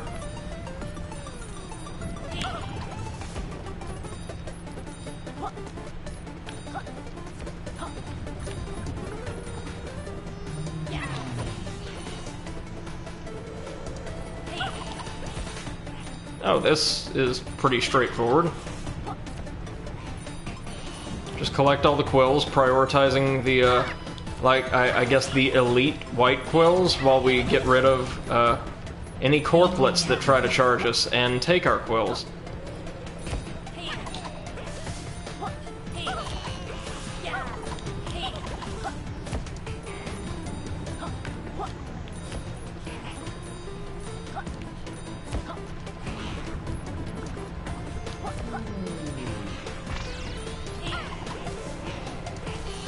Yeah, the hardest part of this game is just maneuverability across the ice.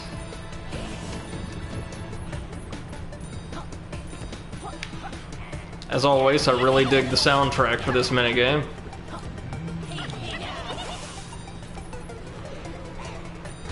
Oof.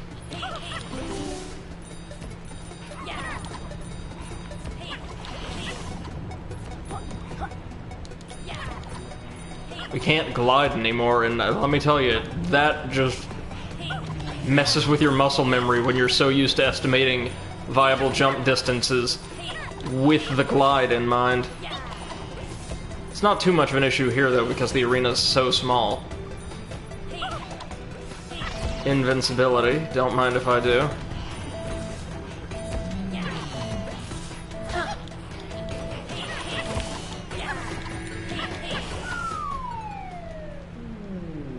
Alright, seems pretty simple. I wonder what the high score is gonna be.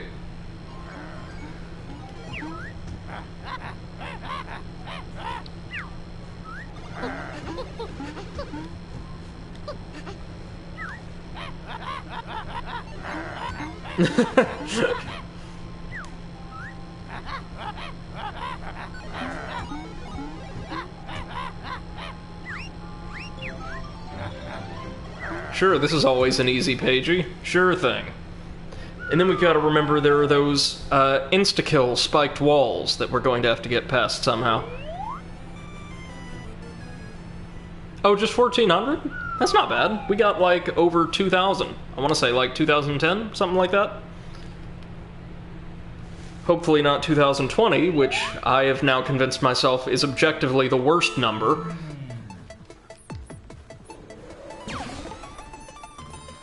This friggin' year, y'all.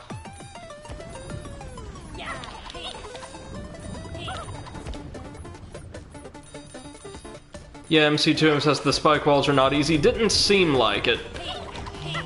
I deliberately avoided them.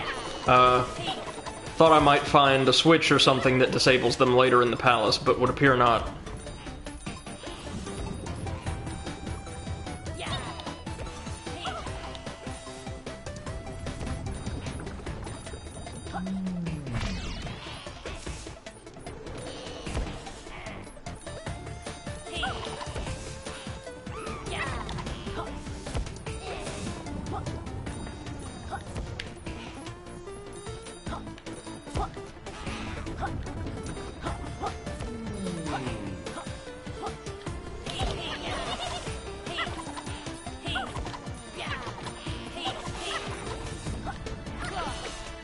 There we are.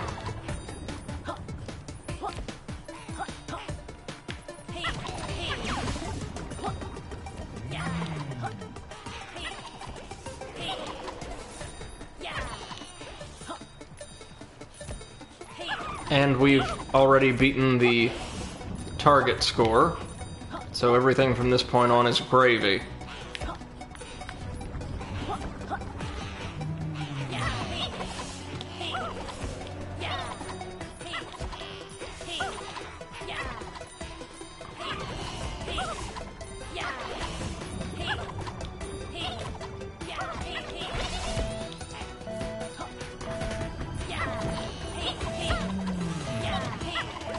Are we gonna crack 2K? Yes, we are. Nice. MC Tomb says there's one way with the skills from this world, maybe another that I never tried. Yeah, well, I assumed it had something to do with the glide and the high jump, but I just didn't want to try it right as soon as we got in the palace. Thought there might be a way to circumvent that. But yeah, we'll give it a shot. Looks like your timing's gotta be really, really tight.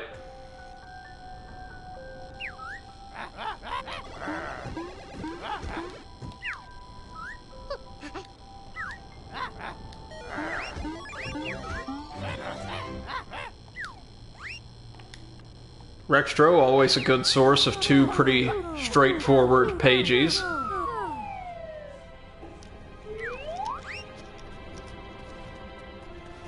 Now let's go tackle these walls, and then we'll be fine to move on to the tower. Or whatever's in there. Oh, Lord.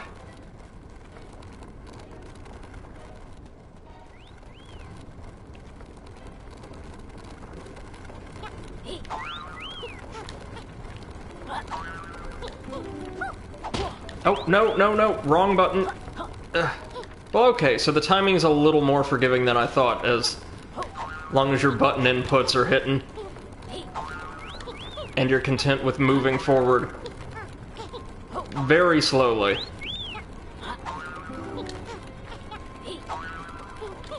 Got a trophy, fits the quill, for collecting X amount of quills, no doubt.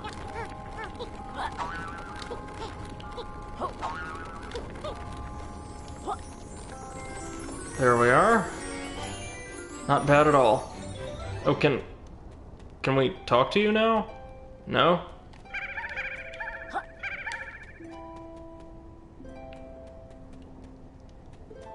Can we, like, attack you now? No?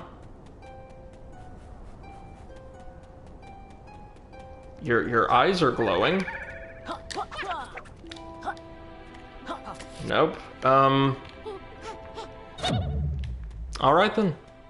Have a good day, sir.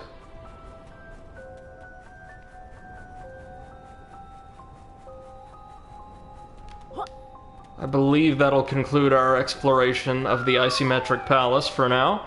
We got a really good number of pages, and fought the world's boss, who was... Oh, hold up. Take that back, there's one more route, I guess. We fought the world's boss, which was exceedingly simple, but kind of a fun little fight.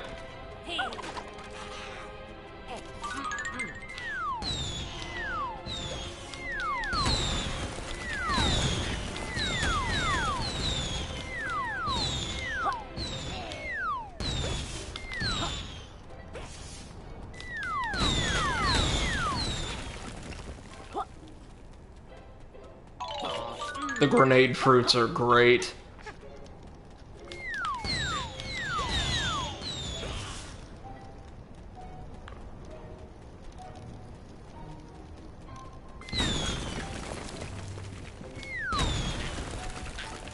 Oh, there was a corplet hiding inside, but otherwise nothing.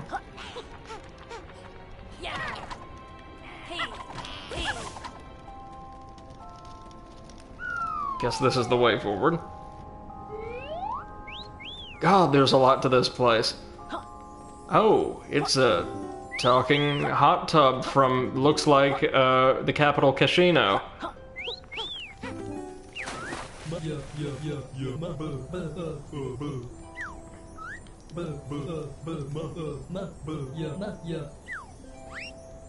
Ah, I see. And I take it you're linked to the gas problem.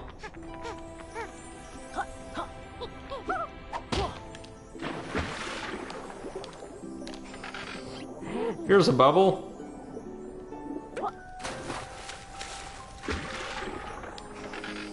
Make bubbles. Well, I thought this was a pretty great solution myself, but okay, you little nightmare. What have we got? I'm still not convinced that the answer to everything isn't sonar. Do a partial bubble. Oh. That's, never thought that would come in handy, but alright. Yeah, enjoy all that snot, Tubbs. That was very, very strange. Even by this game's standards, exceedingly strange.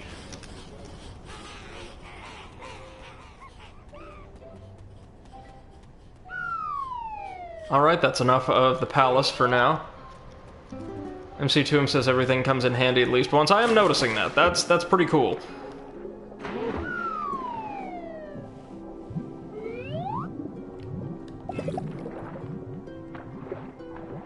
Alright, and we are finally done with this place for the time being. Now we've got to go check out the new path we've unlocked at the top of the tower.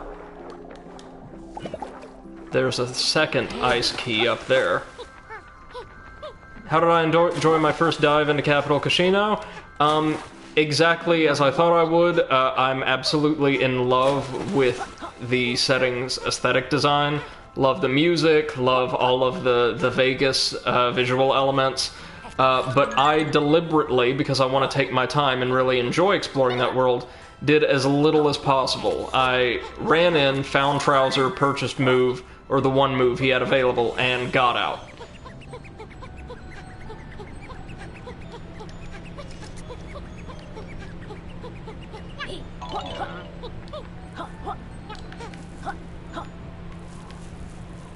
Da-da-da.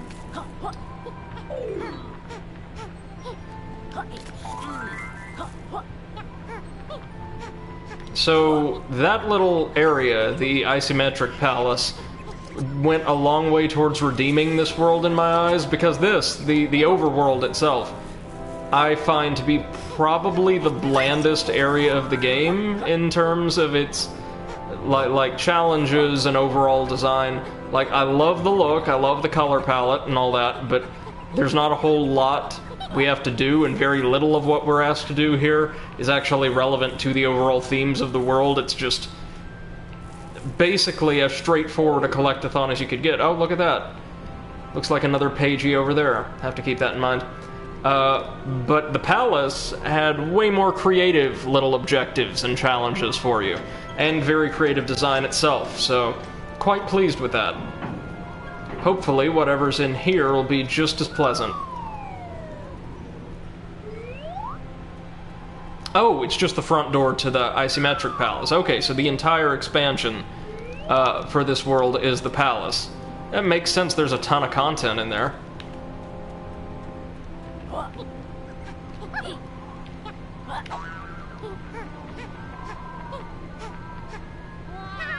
Whee!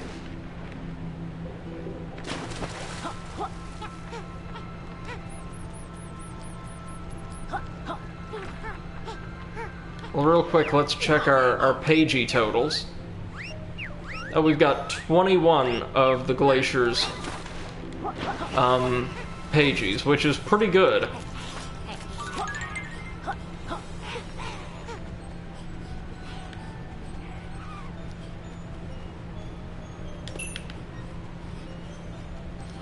But we need to get to the top of the cliffs pretty quickly to see if we can't... Well, first off, if that is a pagey that we've missed.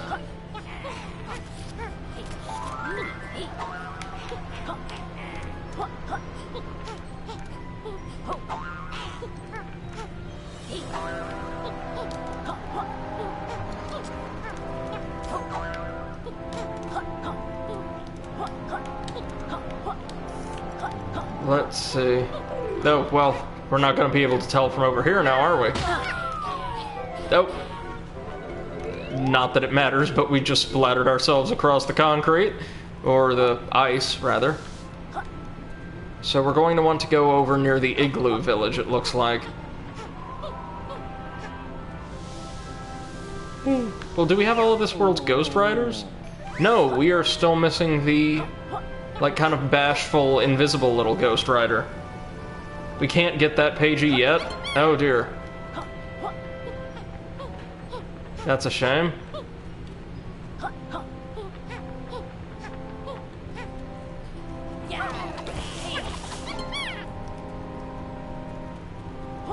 Well, I guess we might be good to go on ahead then and return to the third world and expand it.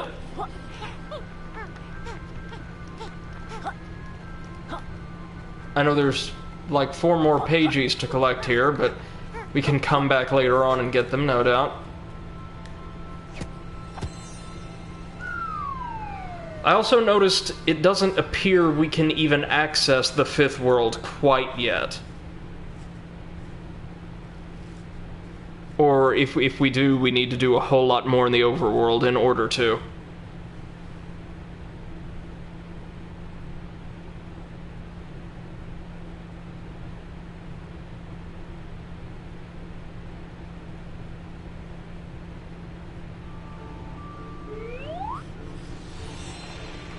I should be able to access it. Then I clearly have to do something that was not evident to me.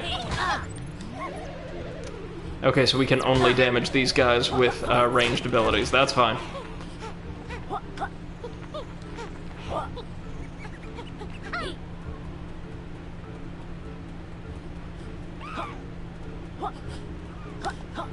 Well, we'll go give that a try then, because I really do want to get all of the special moves necessary to actually complete each world as soon as we can.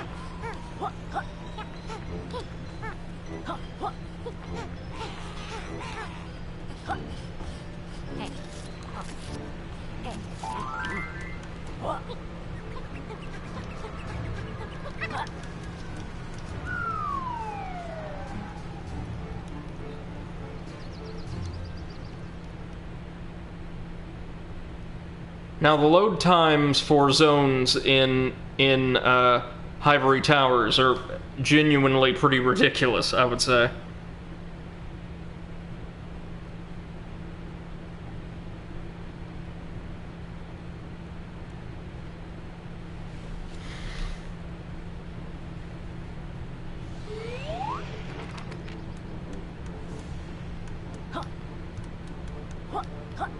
Do have one idea to try here real quick in our continuing quest for this one pagey.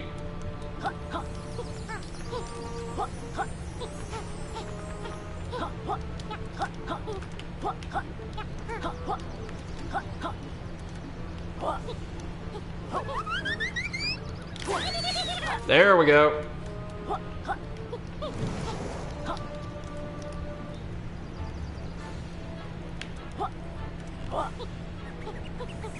Don't care if we take damage, I just want my page. Jesus.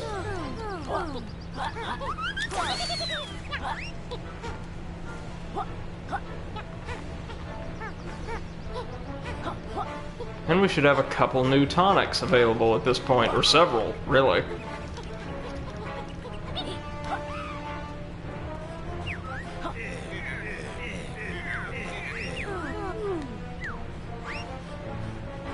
Oh yeah, we have quite a few. Fall proof, not really necessary. Faster power meter regen.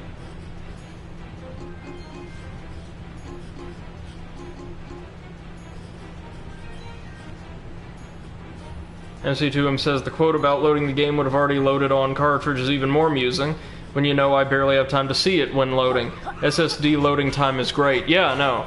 I'm certain on PC it runs about 1,000,000 times better, or faster at least.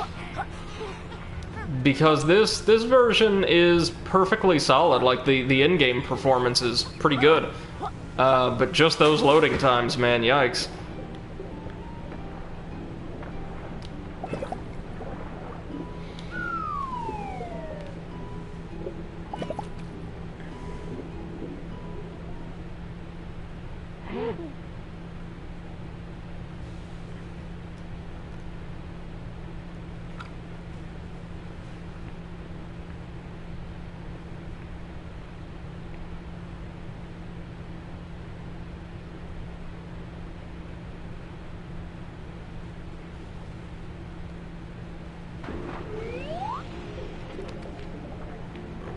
Alright.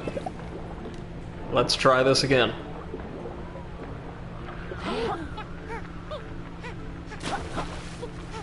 Now we did unlock a neato little shortcut over here.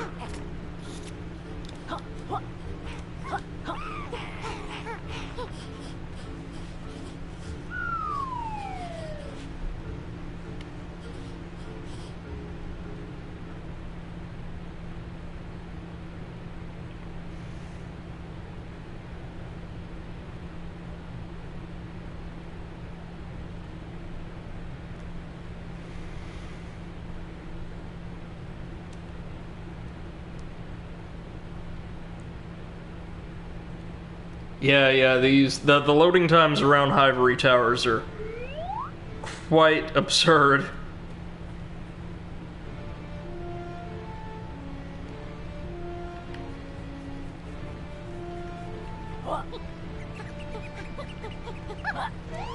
All right.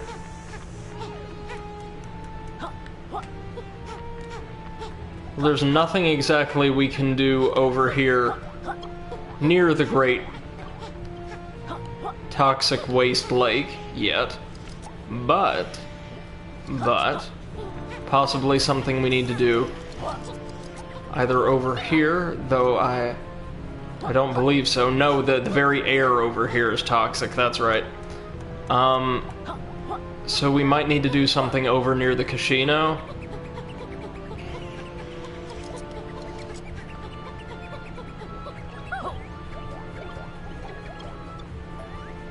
That's what I'm thinking.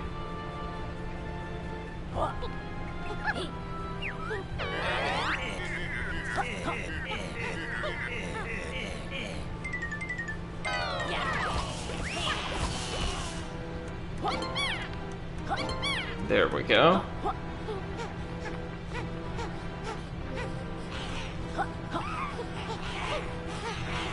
Yeah, maybe we need to do something over here.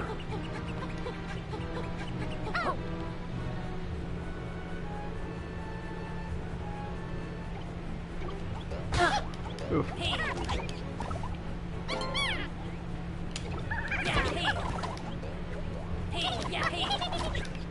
There's all the stolen books. The Slippy edition. That's quite nice.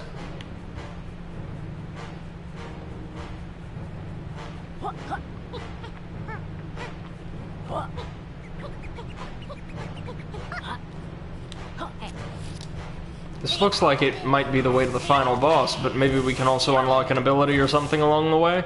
Who knows? Oh, we need one pagey from World 4. Okay. That's kinda weird. But, alright. We'll jog over real quick, grab one pagey, and then set sail for the galaxy in our last suite of abilities.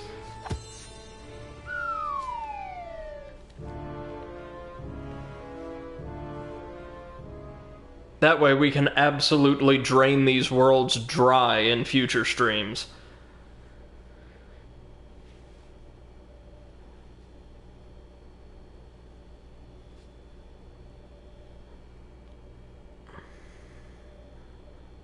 MC2M says, I'm looking on the internet because I didn't know there was a condition. Yeah, that's kind of strange, too. Like, I understand you want to incentivize playing every world. But then if you also want to incentivize returning to previous worlds so often, I don't know.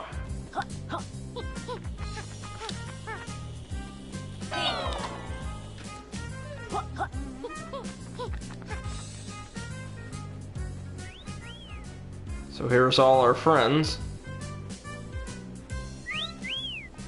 As well as just a straight-up slot machine.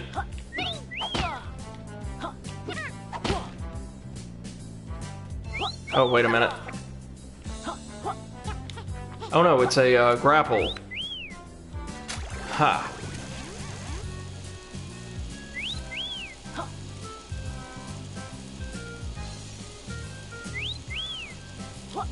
Now, which of these do we want? I guess we want the Yooka-Laylee symbols.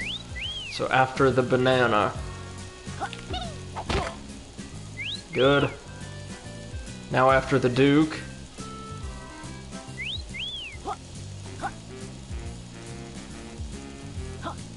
Okay. Damn it.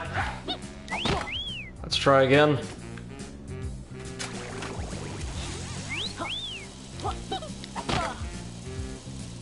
Oh, dear, that's again, if you don't mind.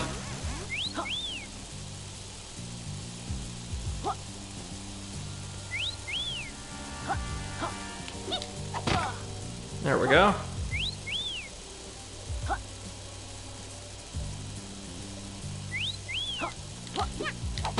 Oh, every time. Okay, okay, clearly my timing's off.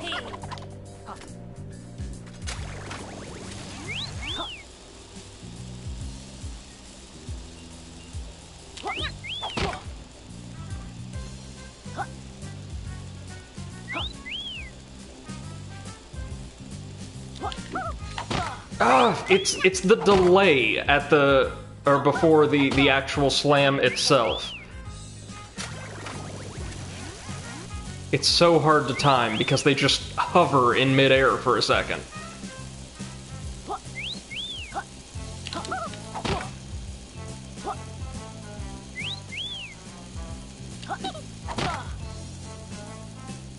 There we go.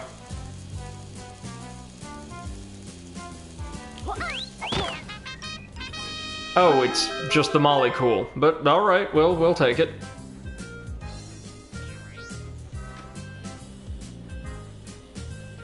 Fast slams? Yeah, that's a little faster. I do love the design of the corplets here. They're absolutely adorable little vice demons. Ooh.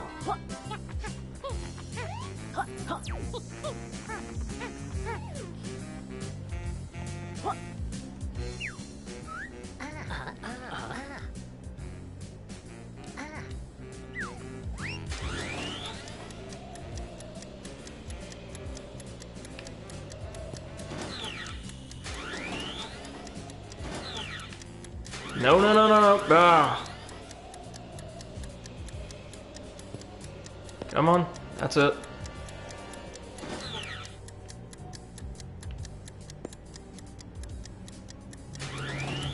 No. Oh, are you kidding me? Oh, this is very finicky. There we go. There we go.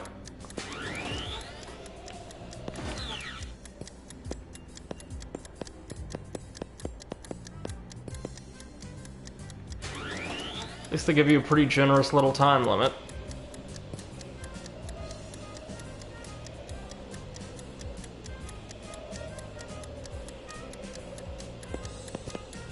There we go.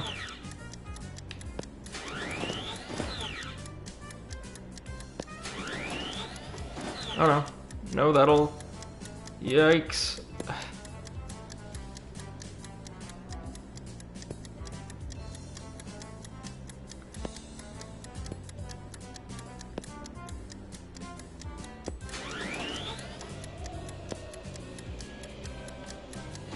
Oh no, there we go. So this entire world is going to be like mini-game themed, I assume. Like, even more so than the other worlds, there's just going to be a lot of quirky little challenges.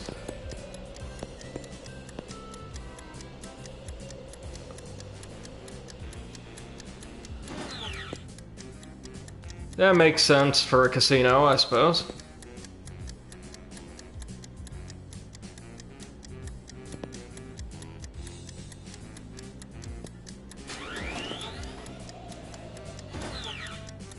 There we are.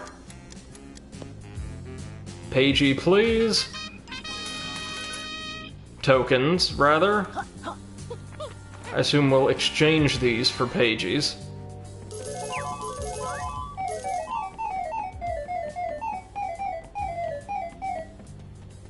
Yeah, okay.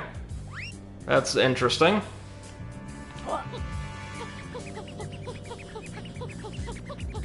Well, let's go find the banker then. Over here, maybe?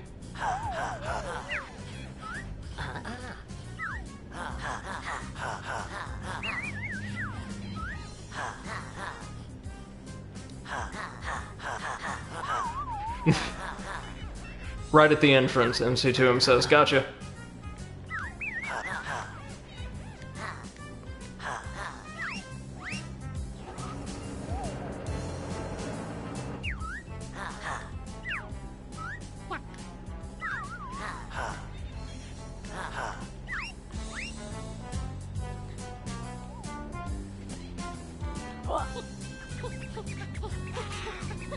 It's an absolutely beautiful little world, which is why I want to take more time. Oh, it's just capital B.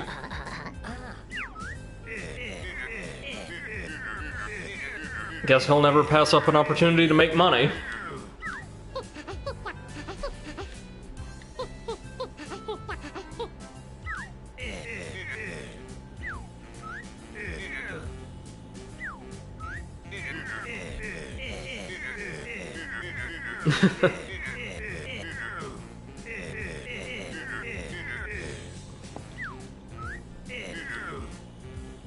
So we need 10 of them.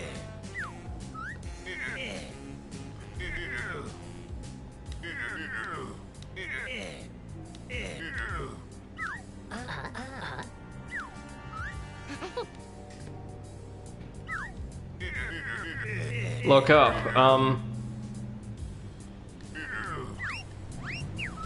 alright. Oh, there's a giant one that I assume. Or no? Well, at any rate, we can, I know there's games all over the place, but I think I'll just go help this, this poor benighted, roulette, or slot machine get his lucky playing card back. Sure to be some great loot for us in this.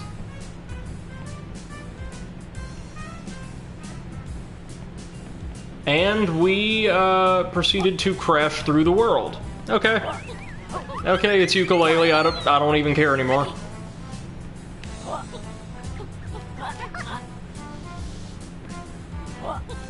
Well, that happened. Okay, let's see here. Oh, dear.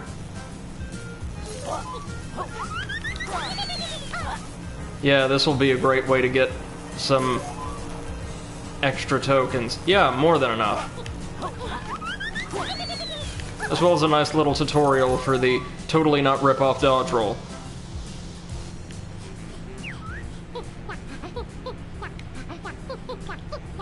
This is a very flashy world, I love this.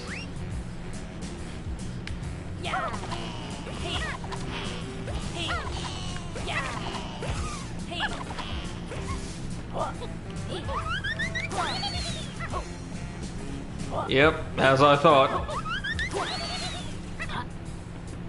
I do appreciate little tutorializing zones like this, if they're kind enough to include every time you get a new special move.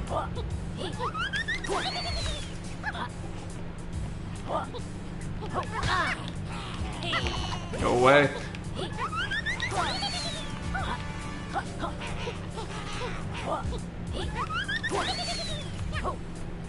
Though I do get the sense that a lot of these challenges that require you to perform specific tasks X amount of times, like, well, this is a good example, of course, but the little challenge that had us riding the slowly moving platform over acid in the Ice Palace, a lot of the challenges like that in this game tend to be perfectly fine mechanically and conceptually, but they just go on a bit long.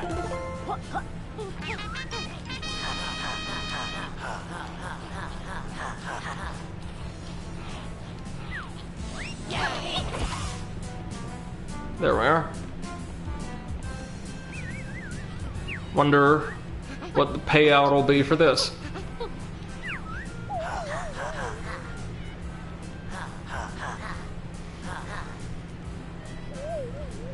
Oh. Oh, great. More of this game's top-notch humor. Capital B was going to stuff him full of condoms. That's canon. That's canon now. Very nice. We can now afford one pagey from the casino.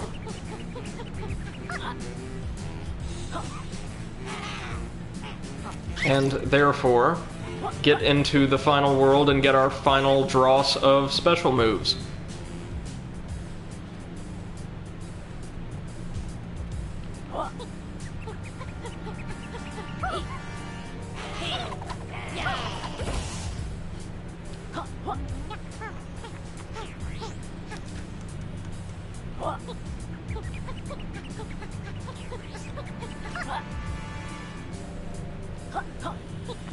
Yeah, I absolutely love this design. Can't wait to see what the world looks like once it's expanded.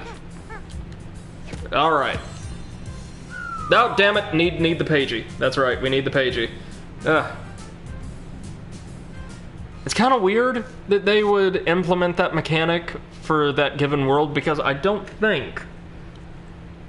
think now that it actually changes the gameplay that much. It just adds an additional step you need to complete in order to receive your pages. You still got to do all the challenges, you got to play the mini games and all that in order to get the tokens.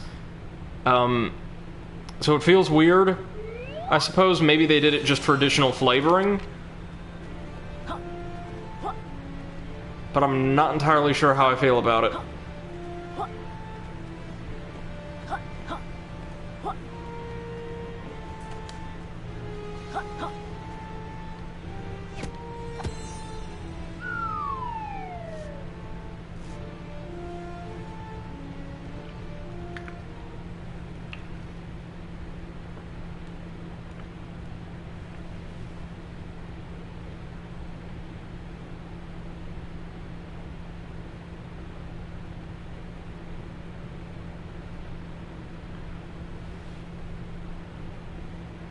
MC2M says, I think it was meant for two reasons. One of them is flavoring, the other is payoff. You'll see in time.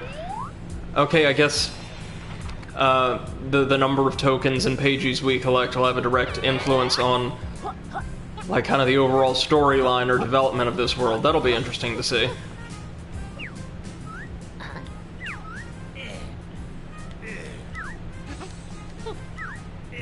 Oh, we've got to go through all this again. Okay.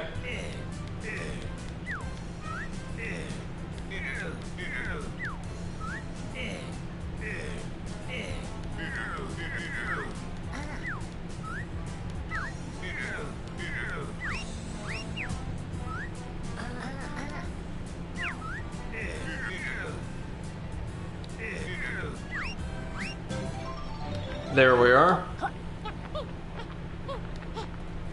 Now let's set sail for,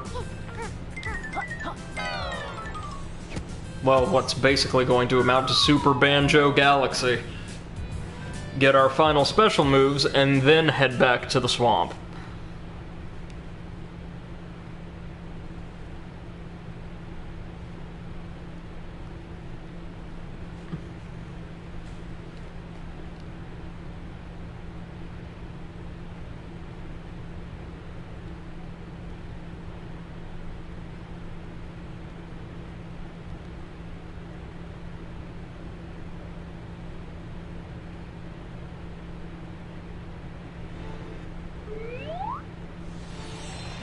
Alright. Oh yeah, there we go.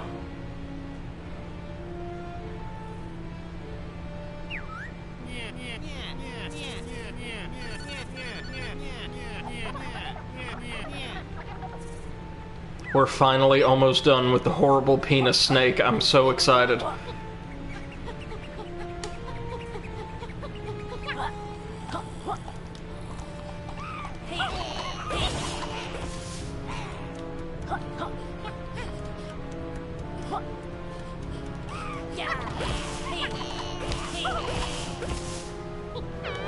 There we go.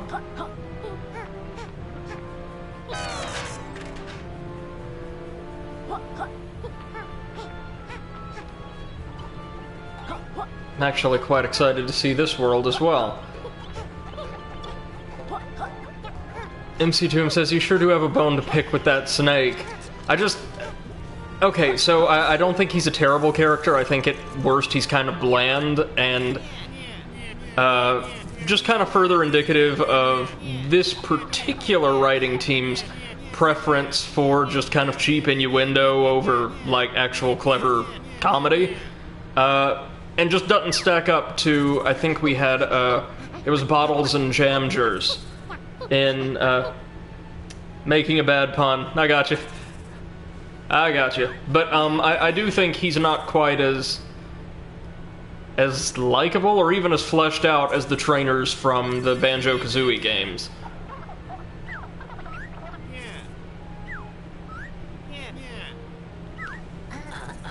So we can now just straight up fly.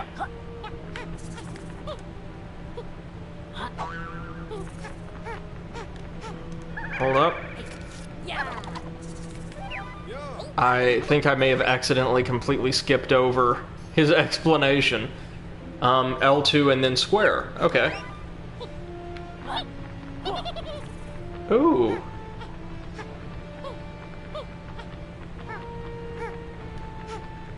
Very nice. Very nice.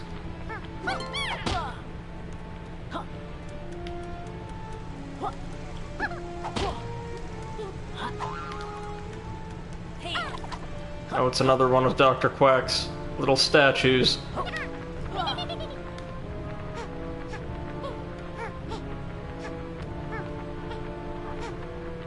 Best move in the game, MC2M? Yeah, I kind of can't argue with that. This is quite the overpowered little move. Well, now I know how to get just about every single pagey in the game. Oh, and wait, this should take us back to the ice lobby. Or the glaciers lobby. The novel hovel. Okay.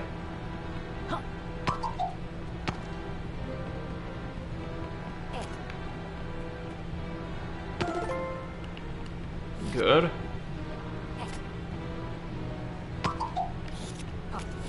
Nope. Back. Back.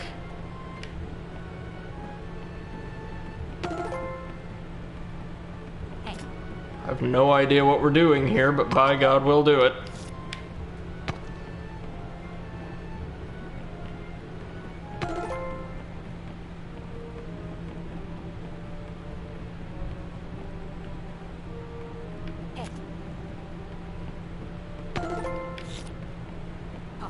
Okay, seems like just a cute little side puzzle.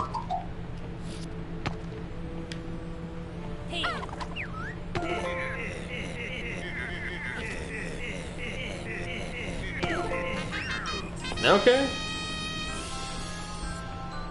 MC2M says GYAP getting yet another pagey. Yes, yes sir. That one was very oddly easy for a late game pagey, but I'm not complaining.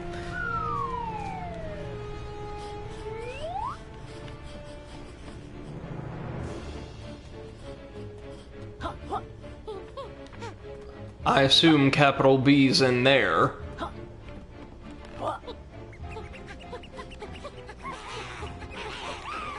But long before facing him directly,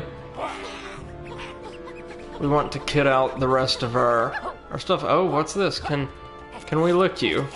No, it's just good old glowing extraterrestrial fauna. Or, well, flora and fauna, I should say. Oh, what's up with you?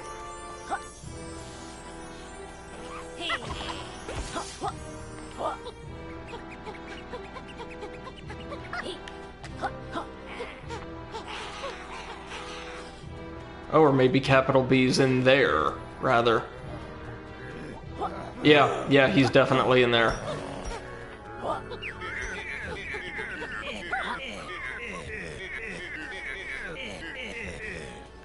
Any way to open this up from out here? Not yet, I guess. Well, no matter for now. Let's head on forward to the last of this game's 5 major worlds. Oh, and that is damaging water. Okay. Really excited for this one as well. But, of course, we're going to hop in, get our moves, and get back out. 12 pages. Hell yeah, I got more than enough. Trophy unlocked. Open books. I assume for, finding, and unlocking each and every literary world.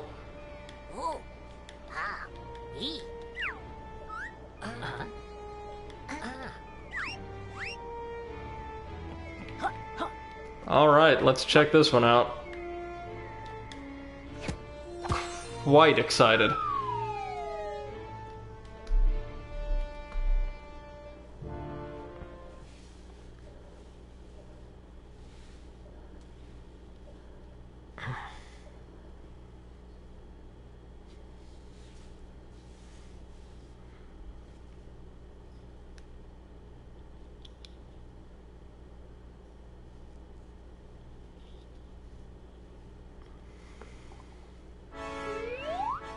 Ooh, my. MC2M says there's a lot of space in this one. Good one. Galleon Galaxy. Oh, so I see. It's a hybrid, space and ocean-themed stage. Oh, I'm excited. I'm very excited.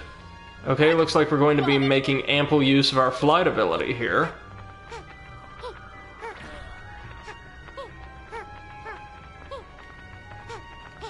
Getting the quills don't matter right now, we've already got a ton of them. Hello, horrible, horrible trouser, what do you have for us here?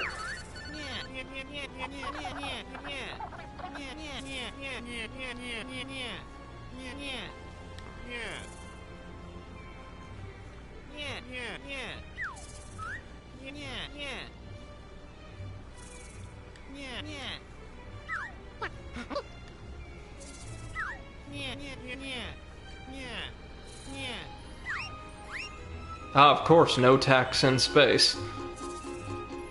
The Sonar Shield. Our final special move. For now, anyway. Of course, the answer is always more sonar.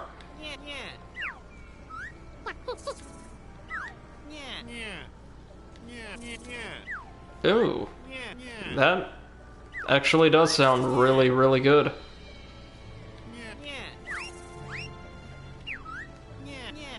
We've earned the Smashing Trophy, I suppose, for purchasing all of Trouser's special moves. Let's see. Oh, check that out.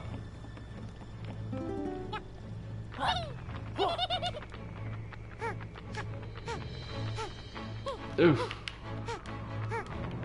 Okay, so the flight's very floaty, but like the economy on the special move meter and the verticality you get out of it more than make up for that, I think.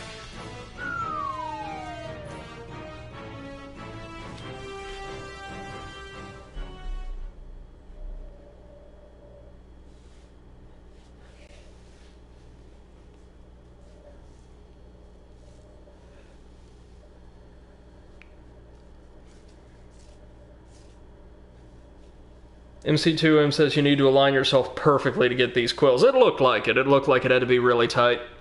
But the good news is, we don't need the quills for any more special moves. Don't know. Said check the right of Hivory Towers area. Yeah, I know now there's that little, there's that special, little tunnel that we can access with the shield now. And in fact, on our way back, we shall do that.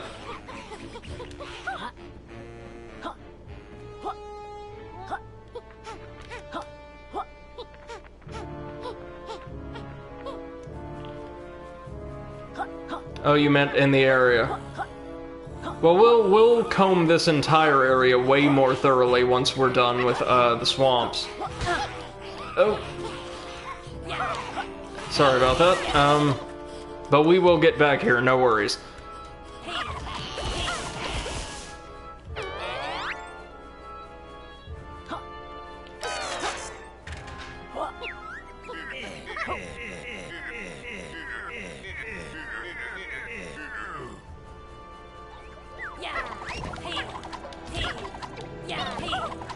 There we are.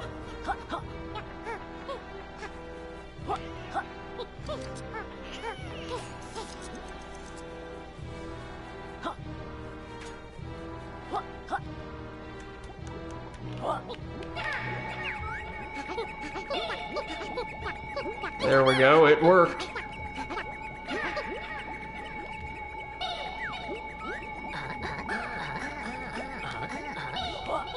Oh, no, no, no, no.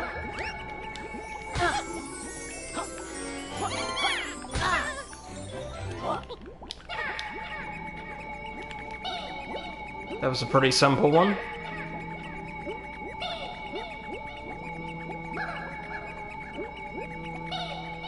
Oh, are you kidding me?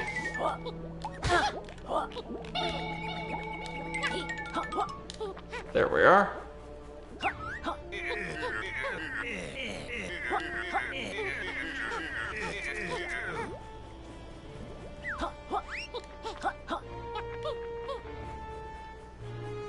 Now it's time to go expand the marsh.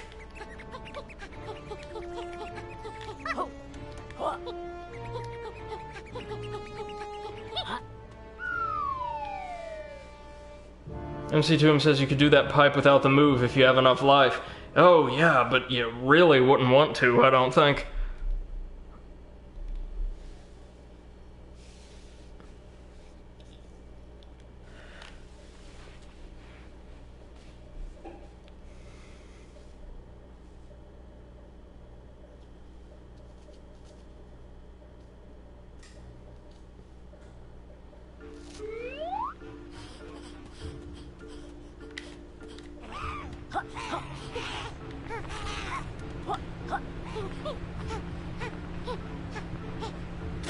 Okay, let's pop right on over to the book. As soon as I remember the correct button to press.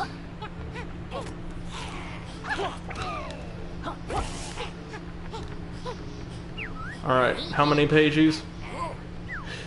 8. We definitely have enough, so let's do it. Trophy unlocked, again. Thinking big, I guess, for expanding now 3 literary worlds? Alright. Let's dive on in. I'm really excited to see how this one changes. MC Tomb says, I guess by now you know how to get the page you saw in World 2. Yep, I found a pagey in World 2, as well as one back in the first world, that can only be obtained through flight. At least one in each world.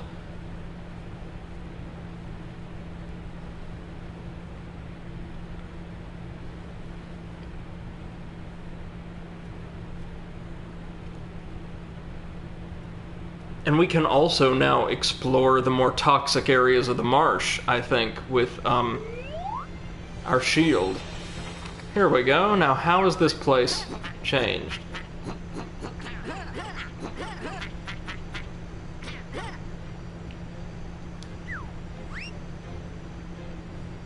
Ooh, very nice. We can go deeper in.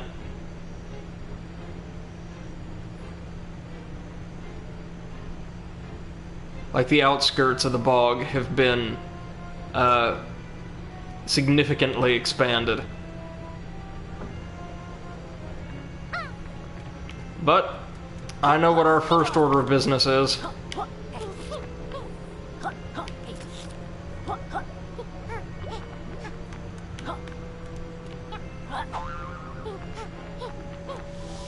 Oh. going to be crossing off that damn Cardos challenge.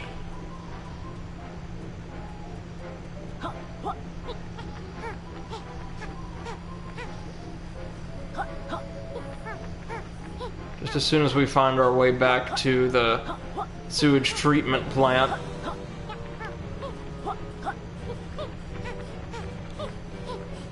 There's the maze. There's the vending machine. Oh, man.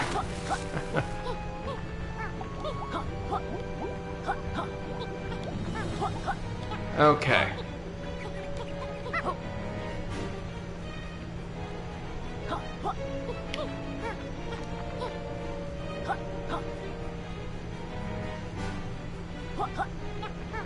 Oh, it looks like... No, it's over past this new little area. This area, like, connects the two halves that we could only cross by water previously, I think.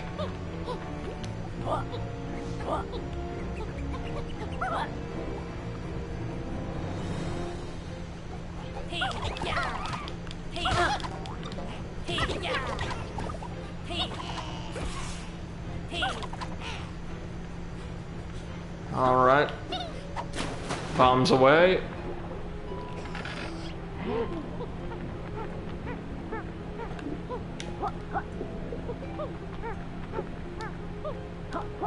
Love the buddy bubble.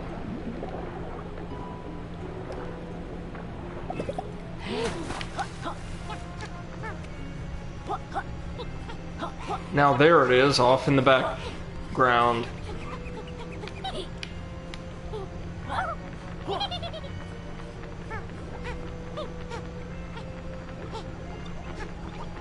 Oh yeah, this is gonna make navigation, like, worlds easier.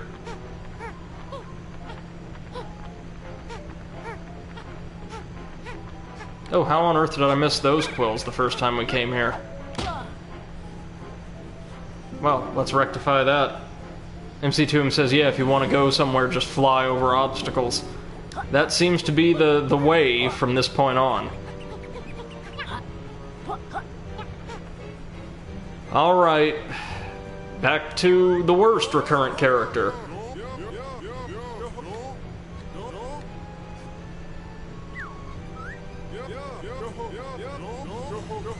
Oh, those quills were added when the world expanded? Okay.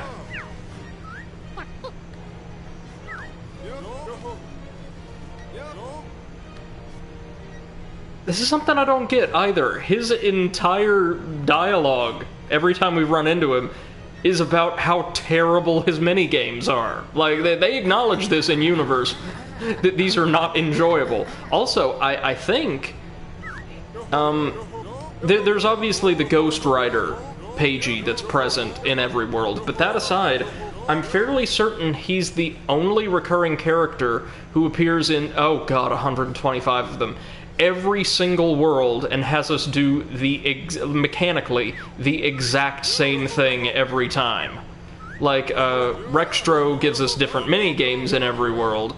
The Doctor transforms us into different forms, each of which are used to fulfill different ends. This guy, it's just the same terrible minigame 5 times, harder every time.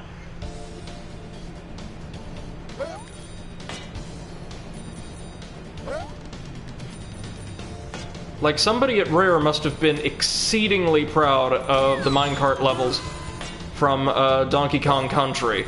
That's all I can think of.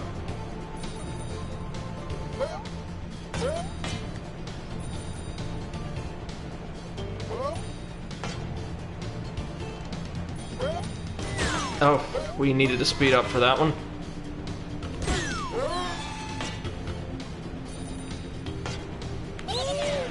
No, no, no, no, no! Oh.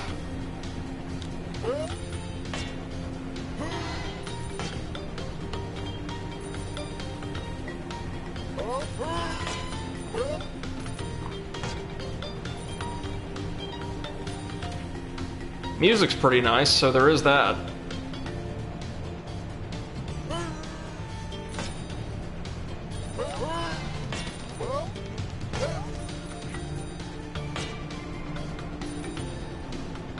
This is a very long track, isn't it?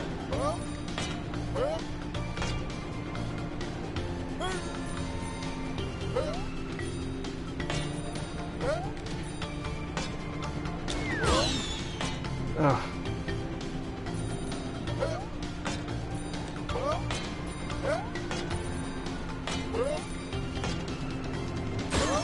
Oh, no, no, no, no, no, no, no.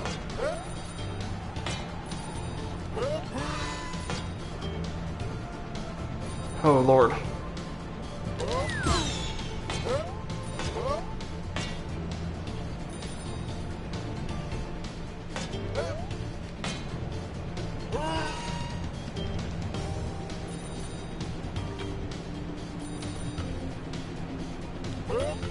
Oh, this is a very long one.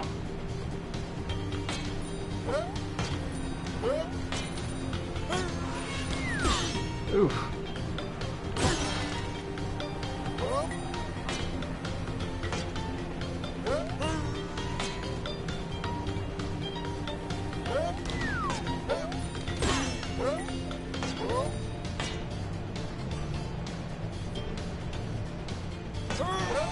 Oh.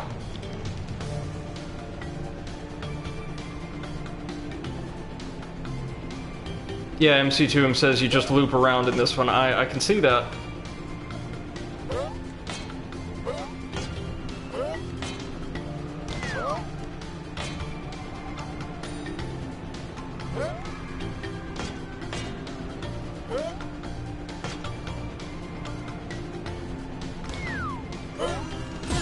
Oh, come on! So I'm finding frustration in the fact that even when you're on a completely even tack with the bees, if there is the slightest variance in verticality between the two of you, your shot is just going wide. It's missing. Nope, just end of story. No, come on!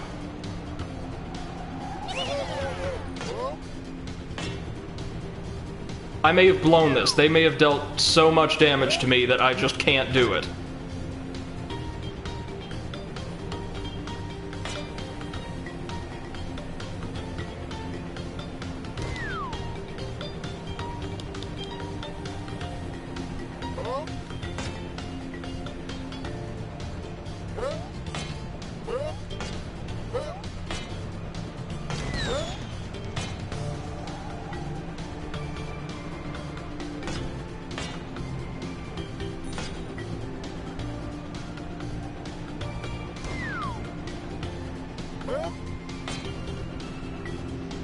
So clearly you need to take a specific path to actually be set free here.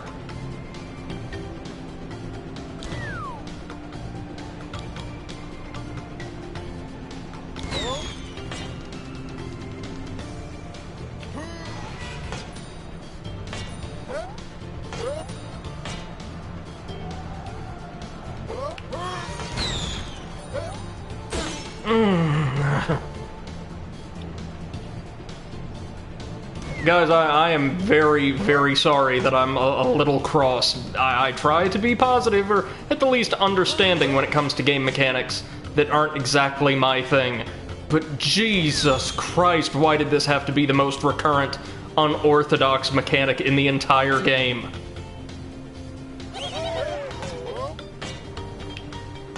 So...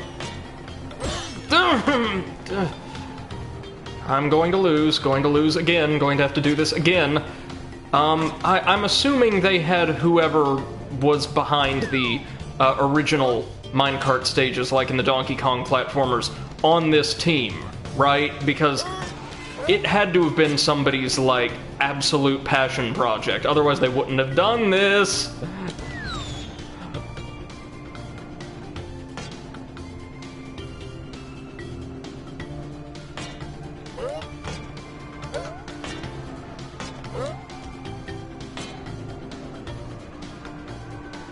And it just keeps going. We need to go down one more level and stay there. You cannot hit those bees. You have to be mid-air to hit them. Which, and I've lost so many gems, I'm going to lose. Oh, god damn it. God damn this stage. What? What? Are you... Oh, my lord. Ugh.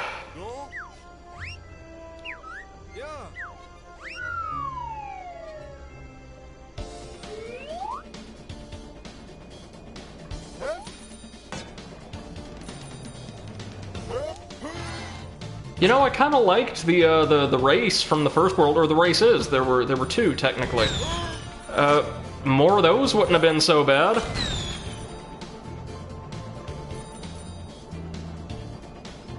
The transformations are kind of cute. I wish they'd do more with those.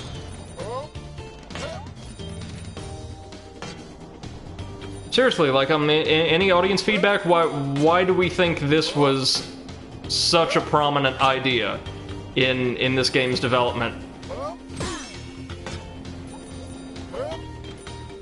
Or such a prominent concept, I should say, sorry.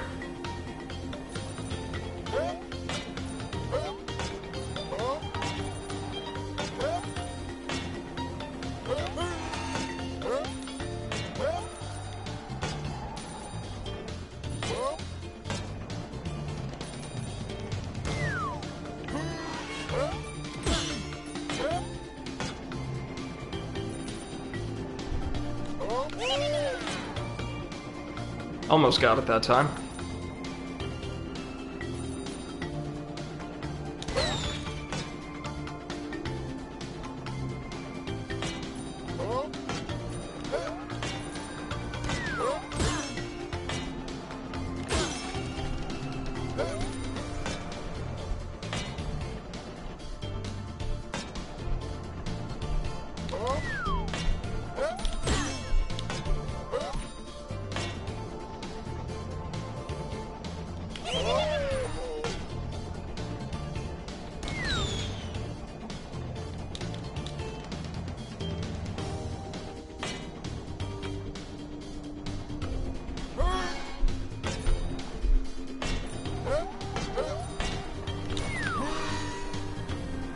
Well, that's the way out, down there. Though we might not actually want to go there yet, seeing as we don't have quite enough gems.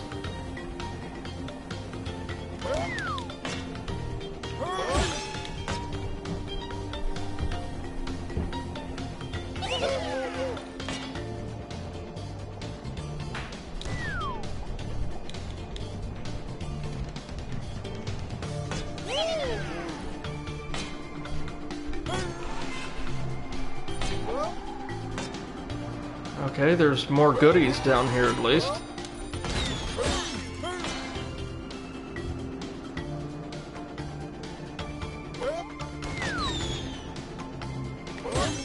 Jesus!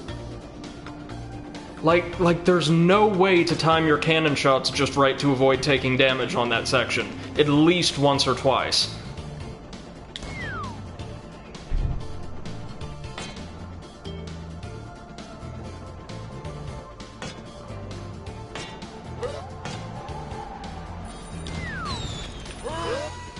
Nope, nope, not enough, not enough! Ah, shit!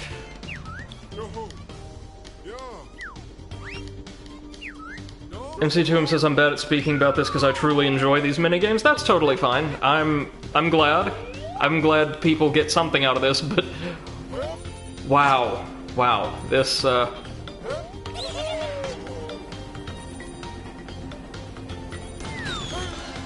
This is my least favorite part of a game that's already... It's not a terrible game, it's far from it, but kind of... Like... I would say... on the higher end of mediocre is probably a good way to describe Yooka-Laylee overall.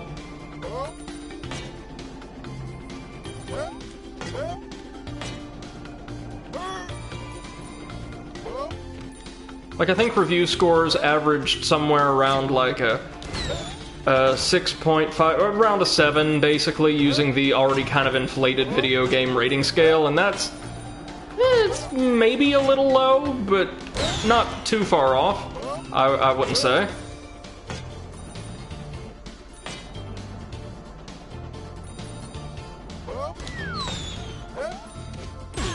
These segments have a halfway decent soundtrack, I will say that. The music is actually very, very nice for this particular in a game.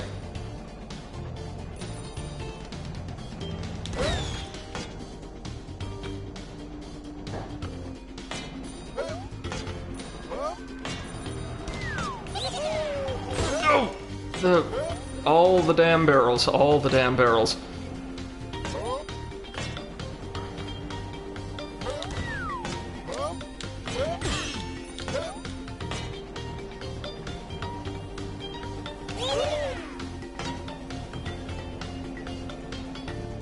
Man, you just know Kardos doesn't pay any taxes on all of these gems.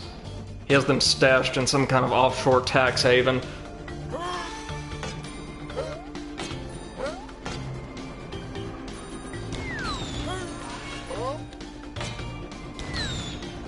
Okay, that did it. Oh lord. See you at the casino, jackass.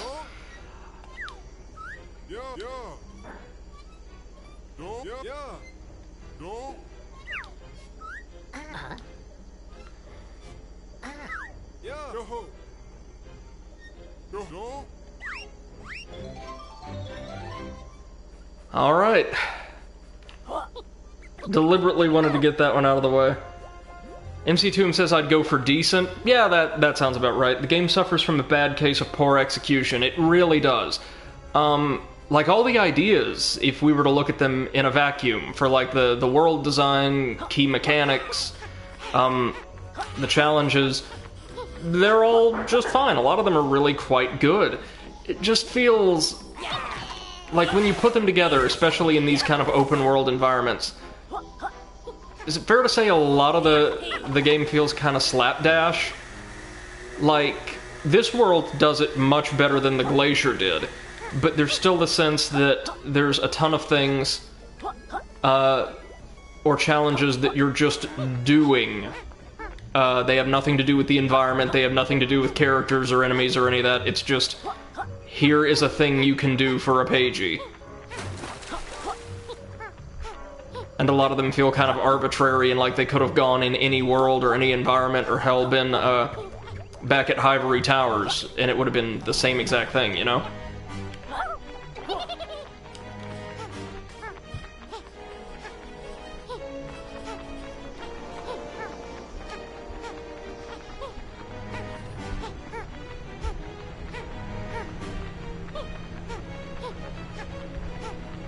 Okay, here we are.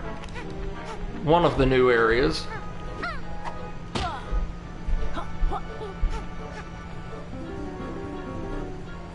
Yeah, MC2M says it feels like old style design and a new style kind of just got slapped together. Yeah.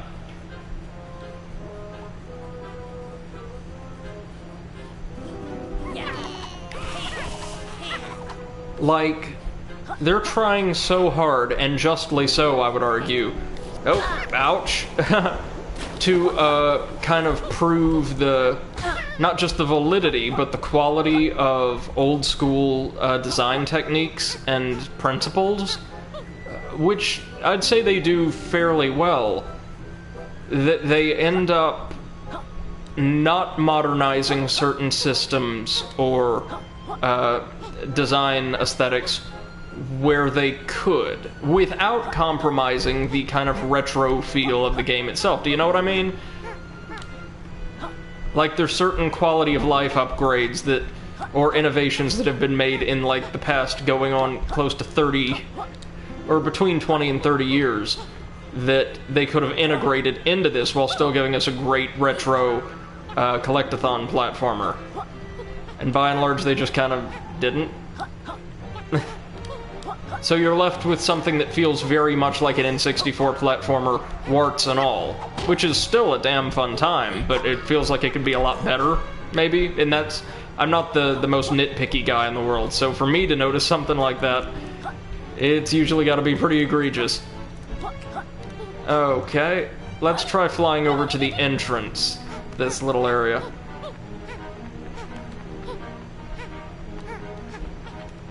Yeah, over here.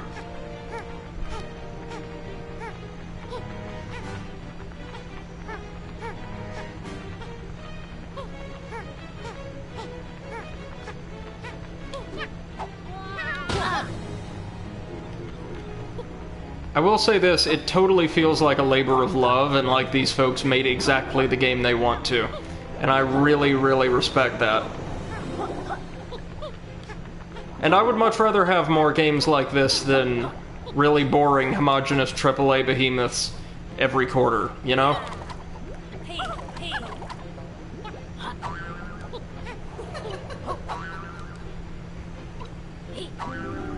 Oh, I hear a Ghost Rider.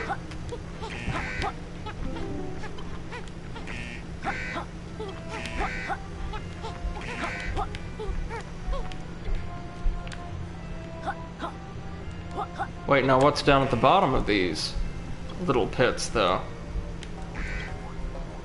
Oh, nothing. Alright, just making sure.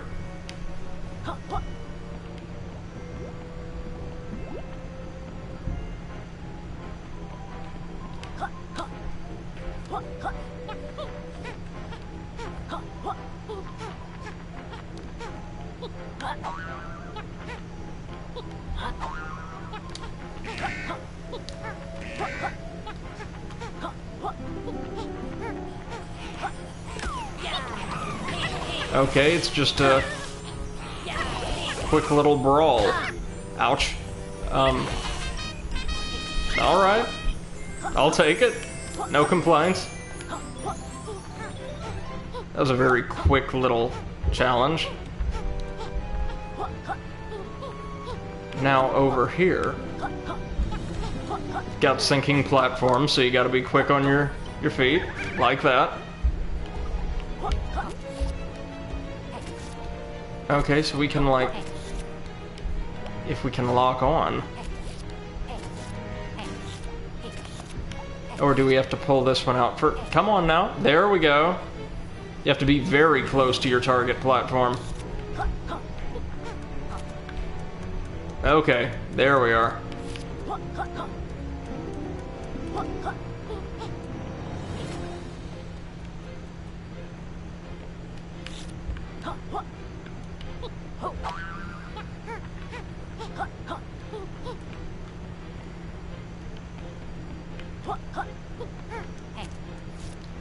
There we are.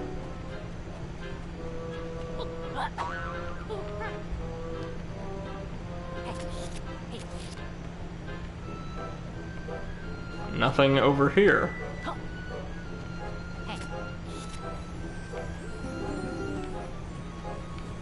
Hold on, I hear Paigey.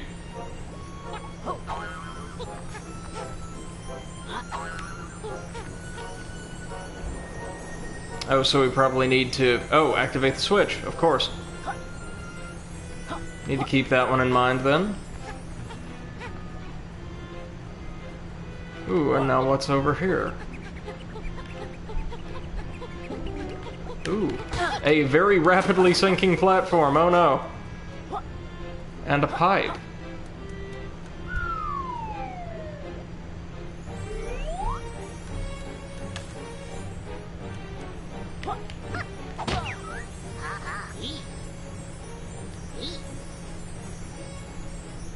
Please don't foreshadow that this is going to be a bad time. Oh no.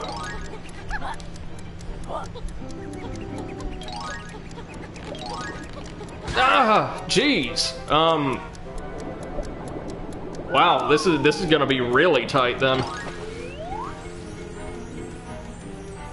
Well, we'll give it a go.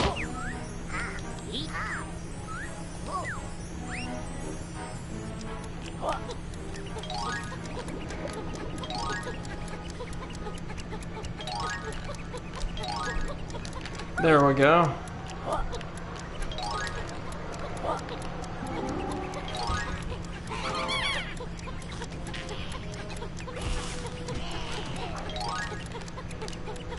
Oh, no, no, no, no, no, no, no, no, no, no, no. Ah! Crap!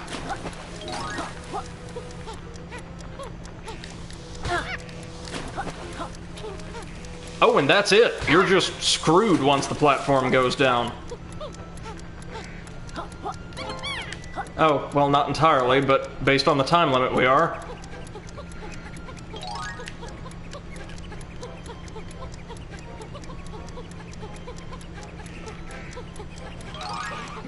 Wait, no, maybe not. Oh, alright. Pretty generous time limit there, then. Okay. I'll take it.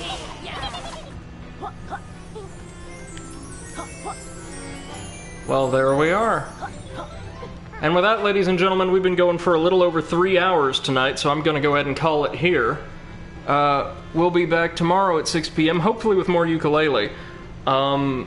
Attempting to clean up the rest. I won't forget the quill. I'll probably actually dash back and get that in just a second, but right now I've got a quick little email to send, so I'm going to have to go back off stream just to get that one quick little one in a few minutes. But until tomorrow, ladies and gentlemen, we're going to try to clean up some more of this world stuff, dive back into worlds 4 and 5, and make our way toward the end of this particular game tomorrow. I'd say we've probably only got maybe 3 Yooka-Laylee streams left, 4 if we get absolutely everything.